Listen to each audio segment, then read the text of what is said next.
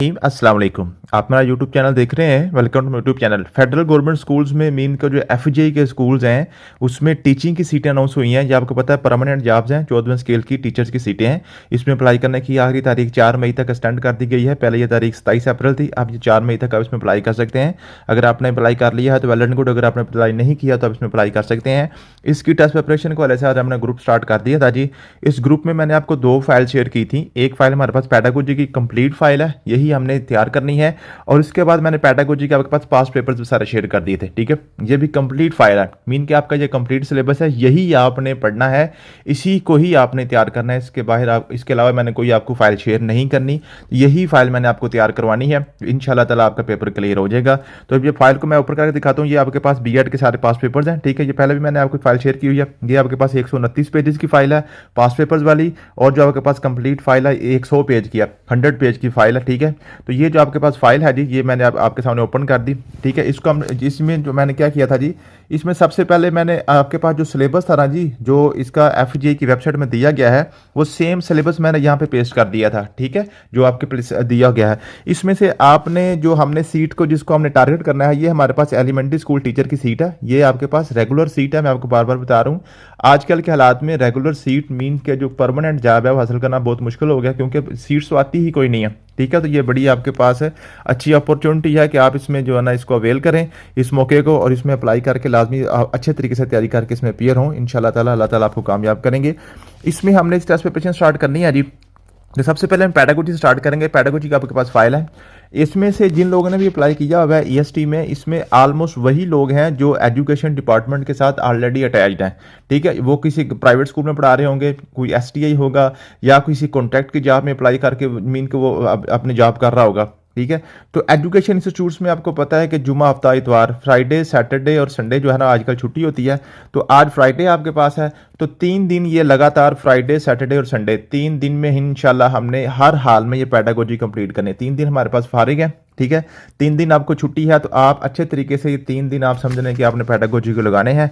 मैं भी कोशिश करूंगा कि 3 दिन में ये सारी पेडागोजी आपकी इंशाल्लाह मैं आपको कंप्लीट कर दूंगा। ठीक है, और साथ साथ आपने इसका डेली टेस्ट भी देते जाना है। मैं इंशाल्लाह ताला लाजमी आपका टेस्ट भी यहाँ पे जो है ना जी लूंगा जी, तीनों दिन। आज भी इंशाल्लाह ताला ये आज अभी आपको वीडियो मिल रही है। ठीक है, कल इंशाल्लाह ताला इसका टेस्ट हो जाएगा। जो कल वीडियो दूंगा उसका आप जनाब परसों टेस्ट ले लूँगा, जो परसों आपको संडे को दूंगा उसका मंडे को टेस्ट ले लूँगा। तो यूँ हमने 3 दिन में ये पेडागोजी लाजमी कंप्लीट करनी है। इसके बाद फिर इंशाल्लाह ताला हम इंग्लिश को करेंगे, फिर मुताला पाकिस्तान को करेंगे, उसके बाद फिर आपकी एवरीडे साइंस आ जाएगी। ये आपके पास यूँ आपका कंप्लीट हो जाएगा। ठीक है जी, तो यहाँ पे उसके बाद हम बार बार इसको, क्योंकि 6 और 7 जून को आपके पास इसका पेपर है। ठीक है, 6 और 7 जून को पेपर है। तो ये कुछ लोगों का 6 को पेपर होगा, कुछ का 7 को पेपर होगा। ज़्यादा लोग होते हैं इसलिए 2 बैच बना देते हैं वो। ठीक है, और टोटल आपका 100 नंबर का एमसीक्यूज पेपर होना है। टोटल सिर्फ आपके पास एमसीक्यूज इसमें आते हैं 100 नंबर का पेपर होगा। इसमें 50 आपके पास क्वेश्चन आएंगे, हर क्वेश्चन के 2 नंबर्स होंगे। ठीक है जी, 10 नंबर की इंग्लिश आएगी, 10 क्वेश्चन आपके पास जो ना इंग्लिश के आएंगे, 10 क्वेश्चन आपके पास आएंगे जी मुताला पाकिस्तान के, 10 क्वेश्चन आपके पास आएंगे जी जो है जी एवरीडे साइंस के, और 10 क्वेश्चन ही आपके पास आएंगे पेडागोजी के। ठीक हो गया जी, और उसके अलावा आपके पास हो गया जाएगा जी पाकिस्तान इंग्लिश, और आपके पास आ गया जी मैथ, और 10 क्वेश्चन आपके पास मैथ के आएंगे। टोटल आपके पास 100 नंबर हो जाएगा। ठीक है, एक क्वेश्चन के 20 नंबर होंगे। तो आज हम स्टार्ट करते हैं पेडागोजी को। पेडागोजी हमने लाजमी कोशिश करनी है कि 3 दिन में इसको कंप्लीट करके इसके टेस्ट भी ले लें, फिर इसको आपने अच्छे तरीके से वाइंड अप करना है अपने माइंड में, जैसे भी इसको आप सेव कर सकते हैं। सबसे पहले बात करते हैं पेडागोजी होती क्या है जी। ठीक है जी, पेडागोजी आपके पास क्या है, लेक्चर नंबर 1 आपके पास आ गया। ठीक है, इस फाइल में मेरे ख्याल में ज्यादा लेक्चर्स होंगे। ये हमने पहले भी ये फाइल, और ये हमारी फाइल प्रूवन है। ठीक है जी, प्रूवन फाइल है, मीन कि ऑलरेडी हम इसको टेस्ट कर चुके हैं। यही फाइल से तैयारी करके ऑलरेडी एसएसटी की जॉब लोग हमारे जो स्टूडेंट्स हैं वो कामयाब हो चुके हैं। एफजेई में जो एसएसटी की 17 स्केल की जॉब थी वो लोग सेलेक्ट हो चुके हैं। यही वाली फाइल आपने तैयार करके यूँ हमारे पास ये जो फाइल है ये हमारी इंशाल्लाह ताला प्रूवन फाइल है। यहाँ से आपका पेपर इंशाल्लाह क्लियर हो जाएगा, इसलिए आपने परेशान नहीं होना। इसमें लेक्चर ज़्यादा होंगे, मैं कोशिश करूँगा 2-2, 3-3 लेक्चर एक दिन में करके तो आपको ये फाइल 3 दिन में मुकम्मल कर दें, ताकि आपका टाइम वेस्ट ना हो। आपके पास टाइम बिल्कुल शार्ट है। चलते हैं, सबसे पहले आपके बात करते हैं लेक्चर नंबर 1 में पैडागोजी और एंड्रागोजी में क्या फ़र्क होता है। पैडागोजी कहते हैं जी, पैडागोजी कहते हैं बच्चों को पढ़ाना, और एंड्रागोजी कहते हैं जी अडल्ट्स को पढ़ाना। ठीक है जी, अडल्ट्स को पढ़ाना। तो पैडा से आपके पास होता है जी चाइल्डहुड मतलब होता है, और एंड्रा से आप अडल्ट याद कर लें, अडल्ट याद कर लें, यही आपने बस याद करनी है कि पैडागोजी कहते हैं जी बच्चों को पढ़ाना, ठीक है जी, और एंड्रागोजी कहते हैं जी अडल्ट्स को पढ़ाना, बड़ों को पढ़ाना। ठीक है, अब एंड्रागोजी पैडागोजी के ये आपको मैंने सिंपल सी डेफिनेशन बता दी है, बाकी इसको पढ़िएगा, बिल्कुल सिंपल सी चीज़ें हैं, मैंने ज़्यादा चीज़ें कवर करनी है, इसलिए मैं इसको जल्दी जल्दी से वाइंड अप करूंगा। इनके कंपैरिजन पॉइंट्स कुछ पूछ लेता है वो, ठीक है। जब आपके पास पैडागोजी होती है ना, ये आपके पास टीचर सेंटर्ड होती है, टीचर सेंटर्ड होती है, मीन के टीचर्स ये जनाब फैसला करता है कि आज हमने क्या पढ़ना है। टीचर बताता है बच्चों को कि आपने किस तरह से पढ़ना है और कौन से मेथड से पढ़ना है और कैसे कैसे आपने तैयार करना है, ठीक है, उनको होमवर्क भी अलॉट करता है, सारा कुछ करता है। लेकिन जो एंड्रागोजी होती है, एंड्रागोजी आपके पास लर्नर सेंटर्ड होती है, लर्नर सेंटर्ड होती है। लर्नर सेंटर्ड मीन के जो पढ़ने वाला जो होता है, जो स्टूडेंट होता है, उसकी मर्जी होती है कि उसने कैसे पढ़ना है और क्या पढ़ना है। ठीक है, टीचर वहां पे फैसिलिटेटर होता है, टीचर वहां पे फैसिलिटेटर होता है जी। ठीक है जी, उसके बाद जो आपके पास होती है ना जी जो पैडागोजी है, पैडागोजी की आपके पास जो लेक्चर होते हैं, जो आपके पास लेक्चर टाइम होता है वो लॉन्ग होता है। ठीक है जी, 40-45 मिनट का लेक्चर होता है, और एंड्रागोजी में आपके पास छोटा लेक्चर होता है, छोटा लेक्चर होता है। ठीक है, वो मीन के जैसे अभी मैं आपको पढ़ा रहा हूँ, यही चीज़ जो मैं अगर बच्चों को पढ़ाऊंगा तो बच्चों को यही चीज़ पढ़ने में तकरीबन 2 से 3 माह लगेंगे, जो आपने 3 दिन में मुकम्मल करनी है। ठीक है, ये पैडागोजी और एंड्रागोजी में फ़र्क आपको समझ आ गई। पैडागोजी का मतलब क्या है जी, pedagogy is coined from Greek word paidos, paidos का मतलब चाइल्ड, एंड अगोगस लीडर। ठीक है जी, चाइल्ड लीडर को हम पैडागोजी कहते हैं जी। So pedagogy is the study of teaching and how to content is presented to students. ठीक है जी, ये आपकी स्टडी है कि किस तरीके से आपने बच्चों को पढ़ाना है। It is the development of an education process that helps learners gain knowledge. Pedagogy in definition include the teaching practice and theories developed to teach, it stimulates the unique interaction between teacher and students. ठीक है जी, तो बच्चों को पढ़ाने का जो तरीका होता है उसको पैडागोजी कहते हैं जी। Teaching method for adults is known as andragogy. ठीक है जी, who are self directed learners, it is learner centred respective adults autonomy. ठीक है जी, ये आपके पास पैडागोजी एंड्रागोजी में फर्क समझ आ गया। उसके बाद फिर हमने बात करनी है टीचिंग मेथड की। ठीक है जी, टीचिंग मेथड। ठीक है, असल में पैडागोजी तो बेसिकली है ही टीचिंग मेथड है ना, यही हमने पढ़ा है कि पैडागोजी पढ़ाने का वो तरीका है जिससे हम बच्चों को पढ़ाते हैं, और एंड्रागोजी वो पढ़ाने का तरीका है जिससे हम बड़ों को पढ़ाते हैं। अब टीचिंग मेथड से बात कर लेते हैं जी। टीचिंग मेथड जब हम बात करते हैं टीचिंग मेथड के, सबसे पहले हमारे पास आती है टेक्सोनोमी। टेक्सोनोमी क्या होता है जी? Taxonomy the set of hierarchical models that is applied to classify education learning goals और objective into a certain level of complexity. क्या मतलब है? टेक्सोनोमी एक आपके पास पाथवे होता है, एक तरीका होता है, एक रास्ता होता है, जिसके ऊपर रास्ते के ऊपर चलते चलते आपने अपनी डेस्टिनेशन के ऊपर पहुंचना होता है, अपनी डेस्टिनेशन के ऊपर पहुंचना होता है, इसको हम टेक्सोनोमी कहते हैं। एजुकेशन में जो आपकी तालीम होती है, तालीम में जनाब किसी बच्चे को फॉर एग्जांपल आपने उसको अपने डॉक्टर बनाना है, एमबीबीएस करवाना है बच्चे को। ठीक है जी, तो हम क्या करेंगे, उसको एक रोड मैप देंगे। सब फर्स्ट ऑफ ऑल आप मैट्रिक साइंस से करो, फिर आप एफएससी प्री मेडिकल करो, फिर आप एमबीबीएस दाखिले के लिए एमकैट का एग्जाम दो, उसके बाद फिर आपका एडमिशन होगा, 4 से 5 साल में आपके एमबीबीएस की डिग्री होगी। मीन क्या आपने रोड मैप देना होता है। तो टेक्सोनोमी आपके पास क्या होती है जी? एक रोड मैप होता है जिसके ऊपर चलते चलते आप सर्टेन लेवल को अचीव करते हैं। ठीक है जी, उसके बाद ये जो टेक्सोनोमी होती है ना जी, टेक्सोनोमी आपके पास 2 तरह की होती हैं, 2 टेक्सोनोमी बड़ी इंपॉर्टेंट है। ठीक है जी, ये आपके पेपर में बार बार पूछी जाती हैं। एक होती है ब्लूम टेक्सोनोमी, एक होती है सोरो टेक्सोनोमी।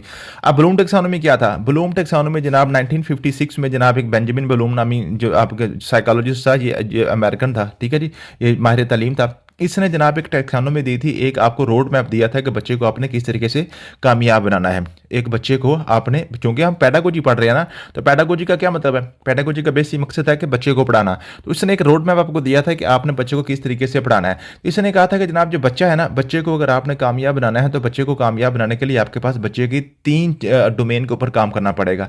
बच्चे की 3 क्वालिटीज़ के ऊपर, 3 सलाहियतों के ऊपर, 3 फील्ड्स के ऊपर काम करना पड़ेगा। नंबर 1 आप उसने कहा था जनाब उसकी आप जहन पे बात काम करें, उसकी जहनीत पे काम करें, मीन के उसकी आप क्या करें जी, उसकी कोग्निशन पे काम करें, कोग्निशन पे काम करें, उसकी कोग्निशन पे काम करें। फिर उसने कहा था उसके बच्चे की स्किल्स पे काम करें, बच्चे की स्किल्स पे काम करें कि बच्चे को हाथ से कुछ करना है। ठीक है, फिर उसने कहा था कि बच्चे की जनाब एटीट्यूड पे काम करें, एटीट्यूड पे काम करें, वो अच्छा बिहेवियर उसका अच्छा वो शहरी बने। ठीक है, तो टोटल उसने कहा था कि मैं आपको एक रोड मैप देता हूँ कि 3 तरीकों से बच्चे को आपने अच्छे तरीके से पढ़ाना होता है। ठीक है, तब जाकर वो अच्छा शहरी और कामयाब शहरी बनता है। उसने पहली उसकी जो डोमेन थी, जो बच्चे को जिस फील्ड में आपने काम करना है, वो आपके पास कोग्निटिव डोमेन। ये 1956 में इसने सबसे पहले सिर्फ कोग्निटिव डोमेन ही उसने दी थी। ठीक है, उसके बाद फिर अफेक्टिव डोमेन थी, अफेक्टिव डोमेन से बनाते उसके अफेक्शन मीन की जज्बात और एहसास के ऊपर आपने काम करना है। वो 1964 मीन के 8 साल के बाद उसने ये वाला दिया। फिर 8 साल के मजीद वक्फे के बाद 1972 में जनाब उसकी साइकोमोटर डोमेन आ गई। साइकोमोटर डोमेन कहते हैं जी उसकी स्किल्स के वाले से बात काम करने को। ठीक है, तो आपने यहाँ से ये याद करना है सबसे पहले वो क्वेश्चन ये पूछेगा आपसे कहा कि ब्लूम टैक्सोनॉमी जनाब किसने पेश की थी? बेंजामिन ब्लूम ने। वो कहाँ से था? वो अमेरिकन था। कब पेश की थी? 1956 में। सबसे पहले कौन सी डोमेन दी थी जनाब? कोग्निटिव डोमेन थी। ठीक है। और अगर वो पूछे कि ब्लूम टैक्सोनॉमी टोटल कब उसने मुकम्मल की थी, तो आपके पास 1956 का ही ऑप्शन आपने मुकम्मल उसको चूज़ करना था। ठीक है। अगर वो सेपरेटली पूछे तो 8-8 साल के गैप से याद करते जाएं। 8 साल के बाद आपके पास 1964 में आपके पास आ गया जी फैक्टिव डोमेन आ गई, और फिर 8 साल के गैप के साथ आपके पास साइकोमोटर डोमेन आ गई। ठीक है। तो फिर वो पूछता है कि जनाब कोग्निटिव डोमेन किस हवाले से? कोग्निटिव डोमेन आपके पास कोग्निशन के हवाले से है, उसकी मेंटल एबिलिटी के हवाले से है, उसके जनाब जहनीत के हवाले से है, उसकी आपने इंटेलिजेंसी के हवाले से बात करनी है, आईक्यू लेवल के हवाले से बात करनी है। और अफेक्टिव डोमेन है जो जनाब उसके जज्बात और एहसासात के ऊपर है कि जनाब उसकी जनाब जो है उसका एटीट्यूड, उसका बिहेवियर वगैरह कैसा है ना, वो आप पॉजिटिव बिहेवियर उसमें कैसे डेवलप करेंगे, इसको हम अफेक्टिव डोमेन कहते हैं। और साइकोमोटर डोमेन हम कहते हैं उसकी हैंड और स्किल्स के हवाले से कि उसको कुछ काम हाथ से करना आता है। ठीक है। उसको स्किल्स आपने सिखानी है।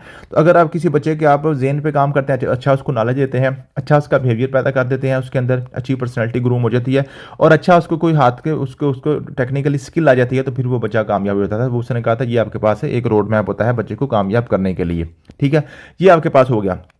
उसके बाद वो क्वेश्चन पूछेगा आपके पास फिर कोग्निटिव डोमेन, अफेक्टिव डोमेन और साइकोमोटर डोमेन के वाले से, उसमें स्पेशली क्वेश्चन इसके अंदर से पूछेगा, इनकी इनकी तफसीलात में जाएगा, इसकी एक्सप्लेनेशन में जाएगा। तो जो आपके पास सर कोग्निटिव डोमेन है जी, कोग्निटिव डोमेन को उसने कहा था कि अगर आप बच्चे को पढ़ाना चाहते हैं, उसको अच्छा उसका जनाब मेंटल लेवल ग्रो करना चाहते हैं, उसकी जनाब अच्छी जनाब जो है मेंटेलिटी के ऊपर, उसके नॉलेज के ऊपर काम करना चाहते हैं, तो उसने कहा था इसके आपने टोटल आप इसके साथ 6 लेवल्स बताए थे कि बच्चे को पहले दिन या आप ज़हीन फ़तीन या पहले दिन ही आलम नहीं बना सकते, उसको आपने Aahista Aahista step by step आगे लेकर चलना है। तो उसने कहा था जनाब कोग्निटिव डोमेन अच्छा वो इसको आप ऐसे भी याद करते हैं, तो आपने बच्चे को कामयाब बनाना है तो उसको आपने कामयाबी की कैप पहनानी है। Cap cap cap C for cognitive domain, C for आपके पास cognitive, A for affective domain, और डी पी फॉर आपके पास साइकोमोटर डोमेन। ठीक है।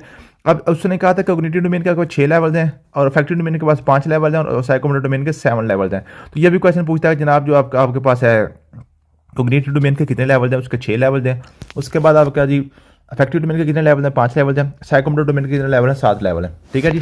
आप इसको 5, 6, 7 से भी याद कर सकते हैं, 5 दरमियान में है, फिर 6 फिर 7, या 657 के नंबर से भी याद कर सकते हैं। ठीक है जी। तो यहाँ से क्वेश्चन पूछते हैं कि कोग्निटिव डोमेन के टोटल कितने लेवल हैं, साइकोमोटर के कितने लेवल हैं, अफेक्टिव डोमेन के कितने लेवल हैं। अब उसने कहा था जनाब कोग्निटिव डोमेन में अगर आपके बच्चे की जहानत के ऊपर आप काम करना चाह रहे हैं, तो सबसे पहले आपने क्या करना है? बच्चे को नॉलेज देना है। बच्चे को आपने नॉलेज देना है, उसको आपने कोई इन्फॉर्मेशन देनी है, डेटा आप उसके माइंड में भेजना है, उसको अपना नॉलेज देना है। तो ये सबसे पहला उसका लेवल आएगा। अगर आप बच्चे को पढ़ा देते हैं, उसको नॉलेज आ जाता है, फिर चीज़ों के बारे में उसको इन्फॉर्मेशन आ जाती है, इट मीन्स कि आपने बच्चे की कोग्निटिव डोमेन के पहले लेवल के ऊपर काम कर दिया, बच्चा पहले लेवल पे पहुंच गया। फिर अगली सीढ़ी क्या होती है जी?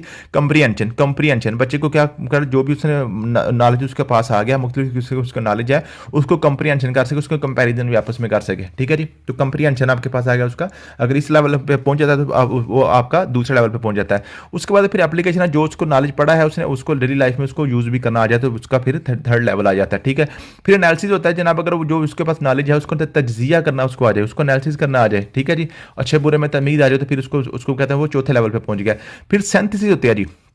सिंथेसिस होती है कि अगर वो जनाब छोटे छोटे कॉन्सेप्ट्स को मिलाकर एक बड़ा कॉन्सेप्ट वो जोड़ सके, मीन के छोटे छोटे इन्फॉर्मेशन जो उसके पास होती हैं, छोटी इन्फॉर्मेशन को मिलाकर एक बड़ी इन्फॉर्मेशन बड़ा कॉन्सेप्ट डेवलप करना, उसको हम कहते हैं जी, उसको हम कहते हैं जी सिंथेसिस कहते हैं। फिर वो 5वें लेवल पे पहुंच गया। ठीक है। एनालिसिस कहते हैं जी आपके पास जो बड़ा उसके पास नॉलेज होता है उसको तोड़ना, एनालिसिस कहते हैं तोड़ना, तज्जिया करना, अज्जा बनाना। ठीक है जी। बड़े बड़े कंसेप्ट को छोटे छोटे कंसेप्ट में तोड़ना, उसको एनालिसिस कहते हैं। और बड़े छोटे छोटे कंसेप्ट को मिलाकर सिंथेसिस, सिंथेटिक फाइबर से निकला ना, छोटे छोटे धागों को मिलाकर हम रस्सी बनाते हैं, तो सिंथेसिस उसको कहते हैं। ठीक है जी। तो छोटे छोटे कंसेप्ट को मिलाकर बड़ा कंसेप्ट बनाना उसको कहते हैं, इसका सिंथेसिस कहते हैं। फिर होती है एंड ने कहा था कि ये सारा पढ़ने के बाद फिर एवेल्युएशन, मीन के वो क्या कर सके, फैसला कर सके, उसको एवेल्युएट कर सके कि जनाब कौन सी चीज़ अच्छी है, कौन सी चीज़ बुरी है, मीन के वो अपना फैसला सुनाने के काबिल हो जाए, तो फिर उस समझने को उसकी आपने कॉग्निशन के ऊपर मुकम्मल काम कर दिया। ठीक है। ये आपके पास टोटल इसके आपने लाजमी इसके जो है ना जी, इसके जो है तरतीब आपने लाजमी याद करने थे। KCAA से मैंने इसको याद किया, आप इसे याद कर सकते हैं। KCAA और SE ऐसे मैंने किया था। K for knowledge, C for comprehension, A for application, A for आपके पास analysis, S for synthesis, E for evaluation. इस तरीके से मैंने इसको याद किया हुआ है। ठीक है जी। KCAA SE इसकी आपने लाजमी, वो पूछता है आपसे कि जनाब कॉग्निटिव डोमेन का पहला लेवल कौन सा है, दूसरा कौन सा, तीसरा कौन सा है, या वो पूछता है एनालिसिस के बाद कौन सा आता है जी, सिंथेसिस से पहले कौन सा आता है। ये इस तरीके से वो आपको कंफ्यूज करने की कोशिश करेगा। फिर आपके पास आती है रिवाइज्ड ब्लूम टैक्सोनॉमी। अब ये जो आपके पास थी ना जी कॉग्निटिव डोमेन को उसके उसी का ही शागिर्द था, उसका ही शागिर्द था लॉरेन एंडरसन। लॉरेन एंडरसन ने जनाब 2002 में जनाब जाके जनाब ये जो आपके पास है ये जो है सॉरी 2001 में 2001 में जनाब ये जो आपके इसने जो दी थी कॉग्निटिव डोमेन, इसको उसी के ही शागिर्द ने रिवाइज कर दिया था। मेन को उसने करेक्शन की थी, उसने उसमें क्या की थी, करेक्शन की थी। उसने क्या कहा था, उसने कहा था जनाब ये जो आपके पास ब्लूम टैक्सोनॉमी है ना, इसकी कॉग्निटिव डोमेन है, कॉग्निटिव डोमेन के जो लेवल्स है ना, उसने कहा था ये जो है ना जी, ये जो है ये सारे के सारे आपने नाउन लिखे हुए हैं। नॉलेज आपके पास क्या जी, नाउन है, नाउन ये आपके पास नाउन है, कॉम्प्रिहेंशन एक नाउन है, एप्लीकेशन नाउन है, एनालिसिस सिंथेसिस आपके पास ये सारे के सारे क्या है जी, ये आपके पास है एब्स्ट्रैक्ट नाउन्स हैं। ठीक है, उसने कहा था कि ये नाउन नहीं बल्कि ये वर्ब होने चाहिए, वर्ब होने चाहिए वर्ब्स में। उसने फिर इन सबको वर्ब्स में चेंज कर दिया था। उसने क्या किया था, उसने नॉलेज को रिमेंबरिंग में या नोइंग में चेंज कर दिया था, कंप्रीहेंशन को अंडरस्टैंडिंग में चेंज कर दिया था, एप्लीकेशन को अप्लाइंग में कह दिया था, एनालिसिस को एनालाइजिंग में कह दिया था, और सिंथेसिस को उसने कहा था क्रिएटिंग होना चाहिए, और वैल्यूएशन को वैल्यूएटिंग होना चाहिए। और एक और उसने काम यह किया था, जो एंड वाले 2 लेवल थे ना, जो एंड वाले लेवल थे, उसने कहा था वैल्यूएशन को जनाब 5वें नंबर पर लेके आओ, सिंथेसिस को आखिरी नंबर पर लेके जाओ। मीन वो कहता था किसी चीज़ को प्रोड्यूस करना, किसी चीज़ को बनाना जो होता है ना, वो आपके पास सबसे आखिरी लेवल होता है। तो फिर आखिरी दोनों लेवल्स को उसने आपस में इंटरचेंज कर दिया था। वैल्यूएशन को 5वें नंबर पे ले आया था, सिंथेसिस को 6ठे पे लेके गया था सबसे आखिरी नंबर पे, और सिंथेसिस को उसने चेंज किया था क्रिएटिंग में, और वैल्यूएशन को वैल्यूएटिंग में। तो ये आपके पास क्वेश्चन पूछता है जनाब, जो ब्लूम टैक्सोनॉमी है उसको रिवाइज किसने किया था, कब किया था, और उसमें क्या चेंजिंग की थी। उसने नाउन से वर्ब में चेंज कर दिया था। फिर उसने क्या किया था जनाब, एंड वाले दोनों लेवल्स को उसने क्या किया, आपस में इंटरचेंज कर दिया था। उसने कहा था आखिरी लेवल आपके पास क्या होना चाहिए, क्रिएटिंग होना चाहिए, क्रिएशन जो होती है सबसे आखिरी होती है। तो ये आपके पास ब्लूम टैक्सोनॉमी की जो ना जी शुरू आप कंप्लीट हो जाती है आपके पास जो है कॉग्निटिव डोमेन। उसके बाद होता है अफेक्टिव डोमेन। अब अफेक्टिव डोमेन को मैंने याद किया हुआ RRVOC से मैंने याद किया हुआ है। ठीक है जी, आपके पास आर होता है जी, आप आर द रिसीविंग, फिर आर आपके पास रिस्पॉन्डिंग, वी होता है वैल्यूइंग, ओ फॉर ऑर्गेनाइजिंग। ठीक है जी, और सी फॉर आपके पास करेक्टराइजिंग होता है, या इसका नया नाम आजकल इंटरनलाइज वैल्यूज भी आ जाता है। अब क्या होता है जी, इसके वजह से जो क्वेश्चन आपसे पूछा जाता है वो आपसे पूछा जाता है कि जनाब अफेक्टिव डोमेन कब आई थी, 1956 में, 8 साल जमा कर लें। ठीक है जी, उसमें 1964 में आ गई। फिर उससे पूछता है जनाब इसके लेवल्स कितने हैं, इसके लेवल्स 5 हैं। पहला लेवल आपके पास कौन सा है जी, वो आपके पास आ गया जी, ये होगा जी आपके पास रिसीविंग फिनोमिना। क्या मतलब है, अब इफेक्टिव डोमेन आपके पास है बच्चे के, आपने एटीट्यूड और उसके बिहेवियर के बारे से बात करनी है, उसकी आपने जना उसकी जो है लोगों के साथ मेल जोल, उसका रवैया जो है वो कैसा होना चाहिए, उसको आपने अच्छा शहरी बनाना है, उसके वजह से अब आपने काम करना है। तो सबसे पहला जो आपके पास होता है किसी का जो होता है जी, जो सबसे पहला जो पॉजिटिव जेस्चर होता है किसी बच्चे का या किसी भी इंसान का, वो होता है रिसीविंग। क्या मतलब है, वो किसी की बात को सुनता है। जो लोग किसी की बात को सुनते ही नहीं है, या जो बच्चा किसी की बात सुनने को तैयार ही नहीं है, इट मीन्स उसका बिहेवियर सबसे नेगेटिव उसका होता है। अगर कोई बंदा किसी की बात सुनेगा, सुनने के बाद चाहे वो जैसे मजा रिस्पॉन्ड करे, ठीक है, लेकिन क्या सुने तो सही। ठीक है, अगर वो आपकी बात को सुनने के आप किसी बच्चे को काबिल बना देते हैं कि वो आपकी बात सुनने के लिए तैयार हो जाता है, तो समझ लें कि आपने उसके अच्छे कैरेक्टर के ऊपर, अच्छे एटीट्यूड के ऊपर आपने पहला स्टेप उसका मुकम्मल कर लिया। उसके बाद फिर वो रिस्पॉन्ड भी करता है, मीन के एक कान से सुन के दूसरे कान से वो निकाल नहीं देता। ठीक है, अगर वो रिस्पॉन्ड भी करता है, रिस्पॉन्ड वो कैसे करता है, वो डजेंट मैटर कि वो अच्छा करता है या बुरा करता है, जैसे भी करता है रिस्पॉन्ड करता है। जब वो रिस्पॉन्ड करता है, इसका मतलब है उसने बात आपकी तवज्जो से सुनी है। ठीक है, अगर वो आपकी बात को तवज्जो से सुनेगा ही नहीं, तो फिर वो रिस्पॉन्ड नहीं करेगा। ठीक है, नेगेटिव करे या पॉजिटिव करे, इसका मतलब ये होता है कि उसने बात आपकी सुन ली है। अगर रिस्पॉन्ड नहीं कर रहा, तो यूं समझें कि उसने आपकी बात सुनी ही नहीं है, उसने आपने जस्ट वो आपके सामने बैठा हुआ है, वो शो कर रहा है कि आपको सुन रहा है, लेकिन वो सुन नहीं रहा, वो एक कान से पकड़ के दूसरे कान से निकाल रहा है। फिर होता है वैल्यूइंग होता है जी, अगर वो आपकी बात को सुन के उसको वैल्यू देना शुरू कर दे। ठीक है जी, उसको वैल्यू भी देना शुरू कर दे। ठीक है, उसको अच्छा समझना शुरू कर दे, तो समझने वो थर्ड लेवल पे आप पहुंच गए। फिर आप कहते हैं ऑर्गेनाइजेशन होता है कि जनाब जो आप उसको बातें बता रहे हैं, ठीक है, या जो बच्चा जिधर जिधर से बातें में सुन रहा है, उनको ऑर्गेनाइज करना शुरू कर दे, उनको एक लिस्ट के एक तरतीब के साथ करना शुरू कर दे। जनाब ये चीज़ें अच्छी हैं, और ये चीज़ें जनाब ये डूज हैं, ये डोंट्स हैं। ठीक है, उसको ऑर्गेनाइज करना शुरू कर देते, मीन के वो आपके चौथे लेवल पे पहुंच गया। फिर आखिरी लेवल होता है इंटरनलाइज वैल्यूज़, या करेक्टराइजेशन भी इसको बोलते हैं। मीन के जो बातें आप इसको बता रहे हैं, अच्छी अच्छी बातें, उनको वो अडॉप्ट करना शुरू कर दें। मीन का आप उसको बोलते हैं कि बेटा हमेशा सच सच बोला करो, वो सच बोलना शुरू कर दे। आप उसको बोलो कि गाली नहीं देते, वो गाली से मना हो जाए। आप उसको बोले कि आपने किसी बड़े की इज्जत करनी है या छोटे से शफकत करनी है, वो करना शुरू कर दे, तो फिर समझ लें कि आपने उसके अफेक्शन के ऊपर, उसके जज्बात के ऊपर, उसके एटीट्यूड के ऊपर आपने फुल काम कर लिया है, वो आप आखिरी दर्जे पे पहुंच गया है। तो ये आपके पास फैक्ट्री डोमेन के वाले से क्वेश्चन जो बन सकते हैं वो मैंने सारे आपको बता दिए हैं। यही वो क्वेश्चन पूछता है और इसकी आपने तरतीब लाजमी याद करनी है, RRVOC वो पूछता है पहला लेवल कौन सा है, चौथा कौन सा है, तीसरा कौन सा है, उसके बाद कौन सा था, आखिरी कौन सा है, इस तरीके से वो पूछता है। फिर आपके पास साइकोमोटर डोमेन आ जाती है। साइकोमोटर डोमेन में आपने क्या करना है बच्चे की, आपने हैंड ऑन स्किल्स के ऊपर आपने काम करना है कि उसको कोई स्किल आ जाए, उसको कोई हुनर आना चाहिए, ठीक है, हुनर आना चाहिए। अब हुनर के वाले से इसके 7 लेवल हैं। 7 लेवल में आपने क्या करना है, सबसे पहला इसका लेवल आपके पास होता है जी, इसको मोटर स्किल्स भी कहते हैं, ठीक है जी। इसका सबसे पहला लेवल होता है उसको कहते हैं परसेप्शन। परसेप्शन आपके पास होती है कि उसको आपने क्या होता है जी, उसको जो भी काम आपने उसको सिखाना है उसकी परसेप्शन उसको बताएं जनाब, उसके स्याको सबाक उसको पता हो, उसके माइंड में एक परसेप्शन बने कि जनाब ये जो काम है ये किस तरीके का काम है, ये वेल्डिंग का काम है, ये मैकेनिक का काम है, ये केमिकल का काम है, कोई भी किस तरीके का काम है, एक उसको उस काम के वाले से उसको एक गाइड कर दें, उसको आप एक ब्रीफिंग दें, ठीक है। तो परसेप्शन होगी तो आपने उसको समझा दिया, ठीक है। फिर उसके बाद सेट होता है, उसका माइंड सेट बनाता है, फिर माइंड उसका सेट होता है जनाब, आपने उसको 5 6 10 काम बताए, उनमें से किसी एक काम को उसने चूज़ कर लिया कि ये मेरा माइंड सेट बन गया, इसको मैं काम करूँगा, ठीक है। तो फिर उसका दूसरे पॉइंट पे पहुंच गया। फिर होता है गाइडेड रिस्पॉन्स। क्या मतलब है कि फिर जनाब जब वो माइंड सेट हो जाता है, आपके पास पहुंच जाता है, तो फिर क्या करता है जी, आप उसको फिर वो आपके गाइडेंस के अंडर वो क्या करता है, काम करना शुरू कर देता है। फॉर एग्जाम्पल, आप एक बच्चे को आप टाइपिंग सिखा रहे हैं, आप बच्चे को टाइपिंग सिखा रहे हैं, आप कंप्यूटर का काम सिखा रहे हैं, ठीक है। फिर क्या आता है, आप उसको जो बताते हैं वो उस तरीके से वो टाइपिंग करना शुरू हो जाता है। मीन्स के आप जो जो बताते हो आपके बताने के मुताबिक वो करना शुरू हो जाता है, ठीक है। इट मीन्स कि वो गाइडेड रिस्पॉन्स कर रहा है, जो आप गाइड कर रहे हैं उसके मुताबिक वो काम करना शुरू हो जाता है, वो तीसरे लेवल पे पहुंच गया। फिर होता है मैकेनिज्म। मैकेनिज्म क्या होता है कि वो मैकेनिक हो जाता है, मैकेनिक हो जाता है, वो काम करना शुरू हो जाता है, काम करना शुरू हो जाता है। मीन के जस्ट गाइडेड रिस्पॉन्स नहीं करता बल्कि उसको काम करने पे ऊपर अबूर हासिल हो जाता है, महारत हो जाती है, तो उसको मैकेनिज्म या मैकेनिक भी कहते हैं। उसको मैकेनिज्म को समझना शुरू करता है कि ये चीज़ जो मुझे पढ़ाई जा रही है, जो मुझे करवाई जा रही है, ये कैसे हो रही है, क्यों हो रही है, किस तरीके से हो रही है। ये जस्ट वो लकीर का फकीर नहीं होता बल्कि उसको खुद चीज़ों को लॉजिकली समझना शुरू कर देता है, वो उसको मैकेनिज्म कहते हैं। फिर आपके पास कॉम्प्लेक्स ओवर रिस्पॉन्ड। क्या मतलब है कि वो जो आपके पास चीज़ें जो गाइडेड रिस्पॉन्स होती है, जो गाइडेड रिस्पॉन्स होती है वो आपकी गाइडेंस के मुताबिक ही के बगैर ही वो काम करना शुरू कर देता है, ठीक है जी। कॉम्प्लेक्स ओवर रिस्पॉन्स होता है कि मीन के जो मुश्किल से टास्क भी होते हैं वो आपसे जनाब गाइडेंस के बगैर ही वो करना शुरू हो जाता है। फिर होता है अडेप्टेशन। अडेप्टेशन होता है आपके पास कि जो काम आपने उसको करवाया है, अपनी निगरानी में, अपनी लेबॉर्ट्री में काम करवाया है, वही काम वो क्या करना शुरू करता है, किसी और जगह पर भी उसी तरीके को अडेप्ट करना शुरू कर देता है। अडेप्टेशन हो जाता है मीन के उसी मेथड को फॉलो करके, उसी मेथड को इस्तेमाल करके किसी दूसरी सिचुएशन में भी जाके वो काम करना शुरू कर देता है, ठीक है जी।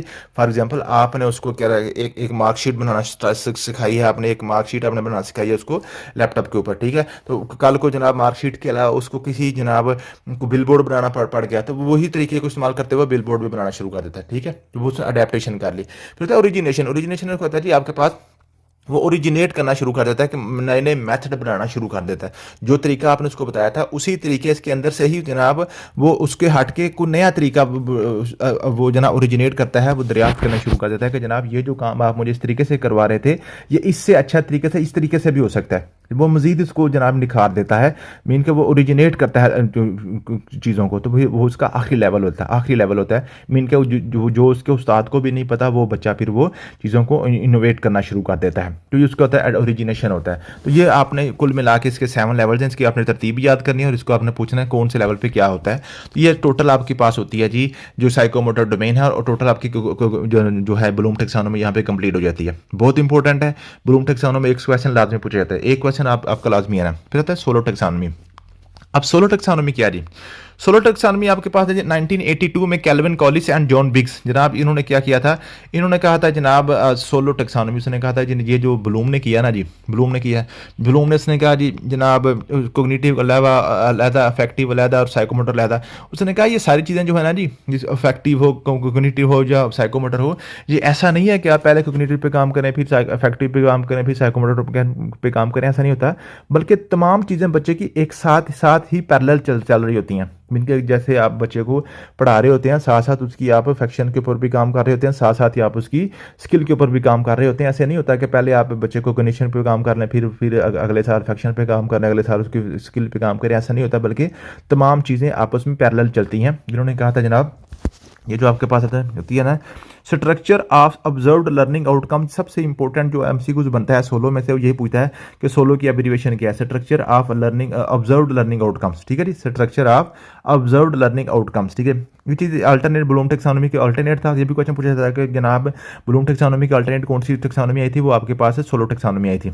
The framework serves to describe the level of increasing. अब इन्होंने क्या किया था, इन्होंने कहा था जनाब टोटल जितने भी आपके पास जो कुछ भी बच्चों को आपने सिखाना है, उसके आपके पास 5 लेवल हैं, 5 लेवल है। ये भी क्वेश्चन पूछता है आपके पास कि जनाब सोलो टेक्सोनॉमी कितने लेवल हैं, आपके पास 5 लेवल हैं। उसने कहा सबसे पहले आपके पास प्री स्ट्रक्चर लेवल, किसी भी चीज़ के वाले से बच्चे का या इंसान का जो भी है बंदा है, अगर किसी उसका सबसे पहला लेवल होता है कि उसको किसी चीज़ के बारे में कोई पता नहीं होता, वो चीज़ के बारे में ब्लैंक होता है, ठीक है जी। चाहे वो नॉलेज हो, चाहे वो अफेक्शन हो, चाहे वो कोई साइकोमोटर हो, कोई स्किल हो, जब तक उसके बारे में उसको कुछ पता नहीं होता, वो उसका होता है प्री स्ट्रक्चर लेवल होता है। प्री स्ट्रक्चर लेवल मीन के जब किसी बच्चे को स्टार्ट करते हैं किसी चीज़ को सिखाना, तो सबसे पहला उसका प्री स्ट्रक्चर होता है, मीन के उसके माइंड में बिल्कुल उसके वाले से कोई आइडिया, कोई एक बात का भी उसको नहीं पता होता।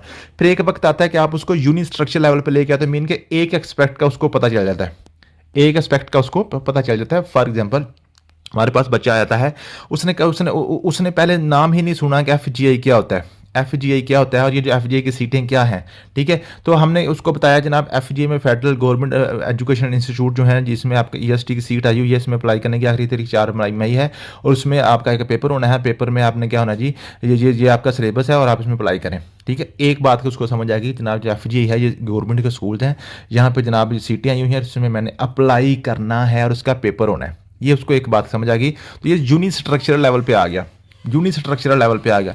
उसके बाद फिर एक अगला स्टेज ये आती है कि उसको उसी काम के वाले से, उस चीज़ के वाले से बहुत से एस्पेक्ट की समझ आ जाती है, तो होता है मल्टी स्ट्रक्चरल लेवल। मीन को उसको ये भी पता चल जाता है इसमें जनाब पेडागोजी पूछी जानी है, इसमें जनाब जो है इंग्लिश पूछी जानी है, इसमें जनाब मैथ पूछा जाना है, इसमें पाकिस्तान स्टडी पूछी जानी है, इसमें जनाब आपके पास एवरीडे साइंस पूछी जानी है। इसके 20 नंबर इसके बनने हैं, 100 नंबर का पेपर होना है, 6 या 7 जून को पेपर होना है, ठीक है जी। इसमें अप्लाई करने की 4 तारीख आखिरी है, 1250 इसकी अप्लाई फीस है। बहुत सी चीज़ों का उसको समझ आ गई, ठीक है। तो मीन के उसको एक से ज़्यादा चीज़ों को, एक से ज़्यादा पॉइंट उसके माइंड में किसी भी चीज़ के वाले से उसको कहते हैं मल्टी स्ट्रक्चरल लेवल। फिर क्या कहते हैं रिलेशनल लेवल। रिलेशन लेवल क्या जी, आपके पास दो से ज़्यादा जो उसके टॉपिक्स उसके माइंड में आए हैं, उन टॉपिक्स को आपस में रिलेट करना शुरू कर दे, इनके रिलेशन फाइंड करना शुरू कर दे कि जनाब जब तक मैं अप्लाई नहीं करूँगा तब तक मेरा पेपर नहीं होगा, जब तक मेरा पेपर नहीं होगा तब तक मेरा इंटरव्यू नहीं होगा, जब तक मेरा इंटरव्यू नहीं होगा तब तक मैं सेलेक्ट नहीं हो सकूँगा, जब मैं सेलेक्ट नहीं होऊंगा तब तक मुझे सैलरी नहीं मिल सकेगी। आपने क्या किया, एक उसने उसके रिलेशन फाइंड कर लिया कि चीज़ें आपस में इंटरकनेक्टेड किस तरीके से, उसको कहते हैं रिलेशनल लेवल। फिर extended abstract level. Extended abstract level ये है कि आपने क्या है, वो चीज़ जो जिस चीज़ के बारे में उसको आप बता रहे हैं, ठीक है, वो जो चीज़ जिसके बारे में आपने उसको बताया है, उस चीज़ के हवाले से आपको वो ऐसी बात बता दे, खुद बता दे जो आपको भी पहले नहीं पता था। मीन के एक्सटेंडेड एब्स्ट्रैक्ट लेवल ऐसा लेवल हो जिसमें एक्सटेंशन पे बात करे, वो ऐसी चीज़ जो पहले आपसे भी छुपी हुई थी, टीचर से भी छुपी हुई थी, ठीक है, अब उसने टीचर के नॉलेज में इजाफा कर दिया, उसको कहते हैं एक्सटेंडेड एब्स्ट्रैक्ट लेवल। तो ये लेवल बिल्कुल सेम वही है जो आपके पास ब्लूम वाले थे, वो उसका भी आखिरी लेवल यही था कि जनाब वो क्या करे, ओरिजिनेशन करे या वो कैरेक्टराइजेशन करे, चीज़ों को आपस में क्या करे, सिंथेसाइज करना शुरू कर दे, ठीक है जी। तो ये उसमें क्रिएटिंग करना शुरू करते, तो यही इसका भी आप आखिरी लेवल पे क्रिएटिंग ही आया है। तो यहाँ से क्वेश्चन आपका ये सोलो में से बनेगा, सोलो की एब्रीविएशन बनेगा। ये किसने पेश की थी, जॉन बिग्स, और जनाब कब पेश की थी, 1982 में। इसका टोटल लेवल कितने हैं, 5 हैं, ठीक है जी। और उसमें वो पूछा जाएगा सबसे पहला लेवल कौन सा, दूसरा कौन सा, तीसरा, चौथा, 5वां। इसकी आपने ये सीधा सीधा या प्री है, यूनी है, मल्टी है, relation level, extended abstract level है। ये सिंपल आपको पता प्री कहते हैं, पहले को सबसे पहला लेवल प्री होता है। हाँ, जैसे हम प्री इंजीनियरिंग पढ़ते हैं ना, इंजीनियरिंग से पहले, या प्री मेडिकल, मेडिकल से पहले, प्री मेडिकल पढ़ने के बाद फिर मेडिकल में एडमिशन मिलता है ना जी, ठीक है जी।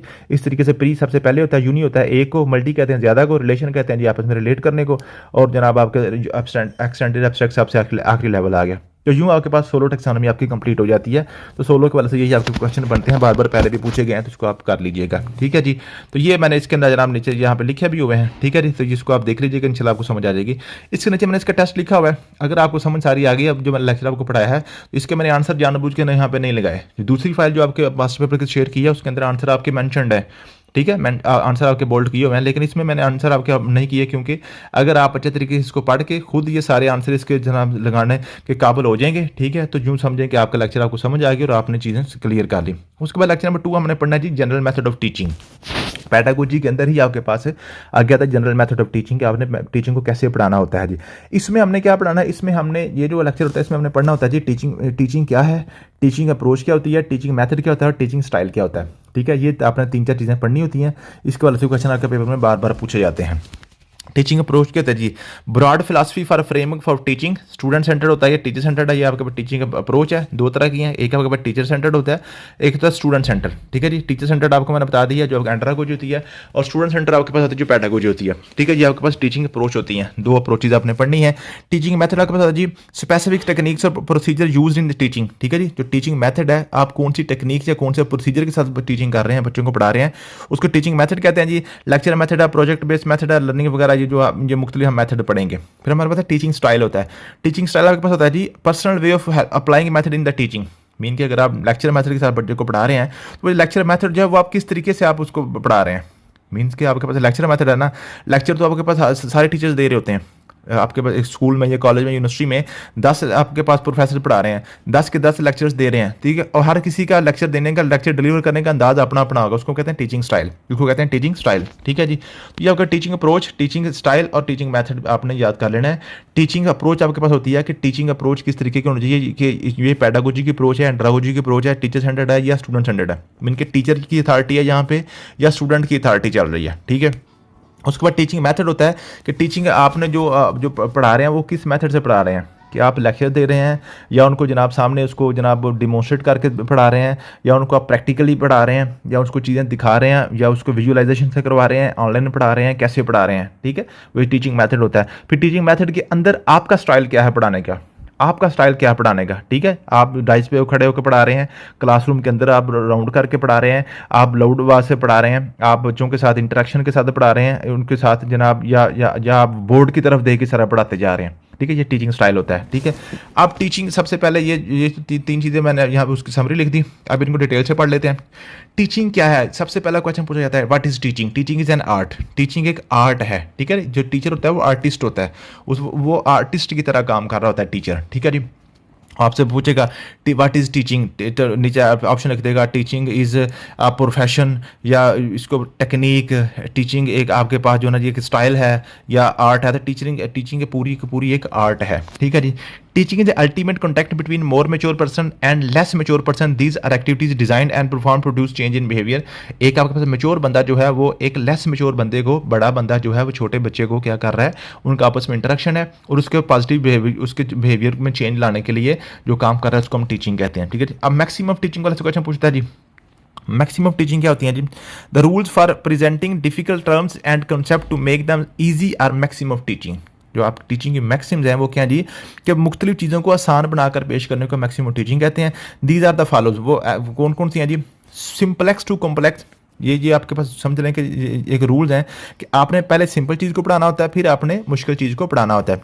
फ्रॉम पार्ट टू होल, पहले आपने पार्ट पढ़ाना होता है, फिर आपने उसको होल की तरफ लेके जाना होता है। मीन के क्या करेंगे, पहले सब्जेक्ट आप एक पेज पढ़ाएंगे, फिर पूरा यूनिट पढ़ाना शुरू कर देंगे, फिर हाफ बुक करेंगे, फिर फुल बुक का पेपर लेंगे। इस तरीके से आप चलते हैं। ठीक है जी, from concrete to abstract.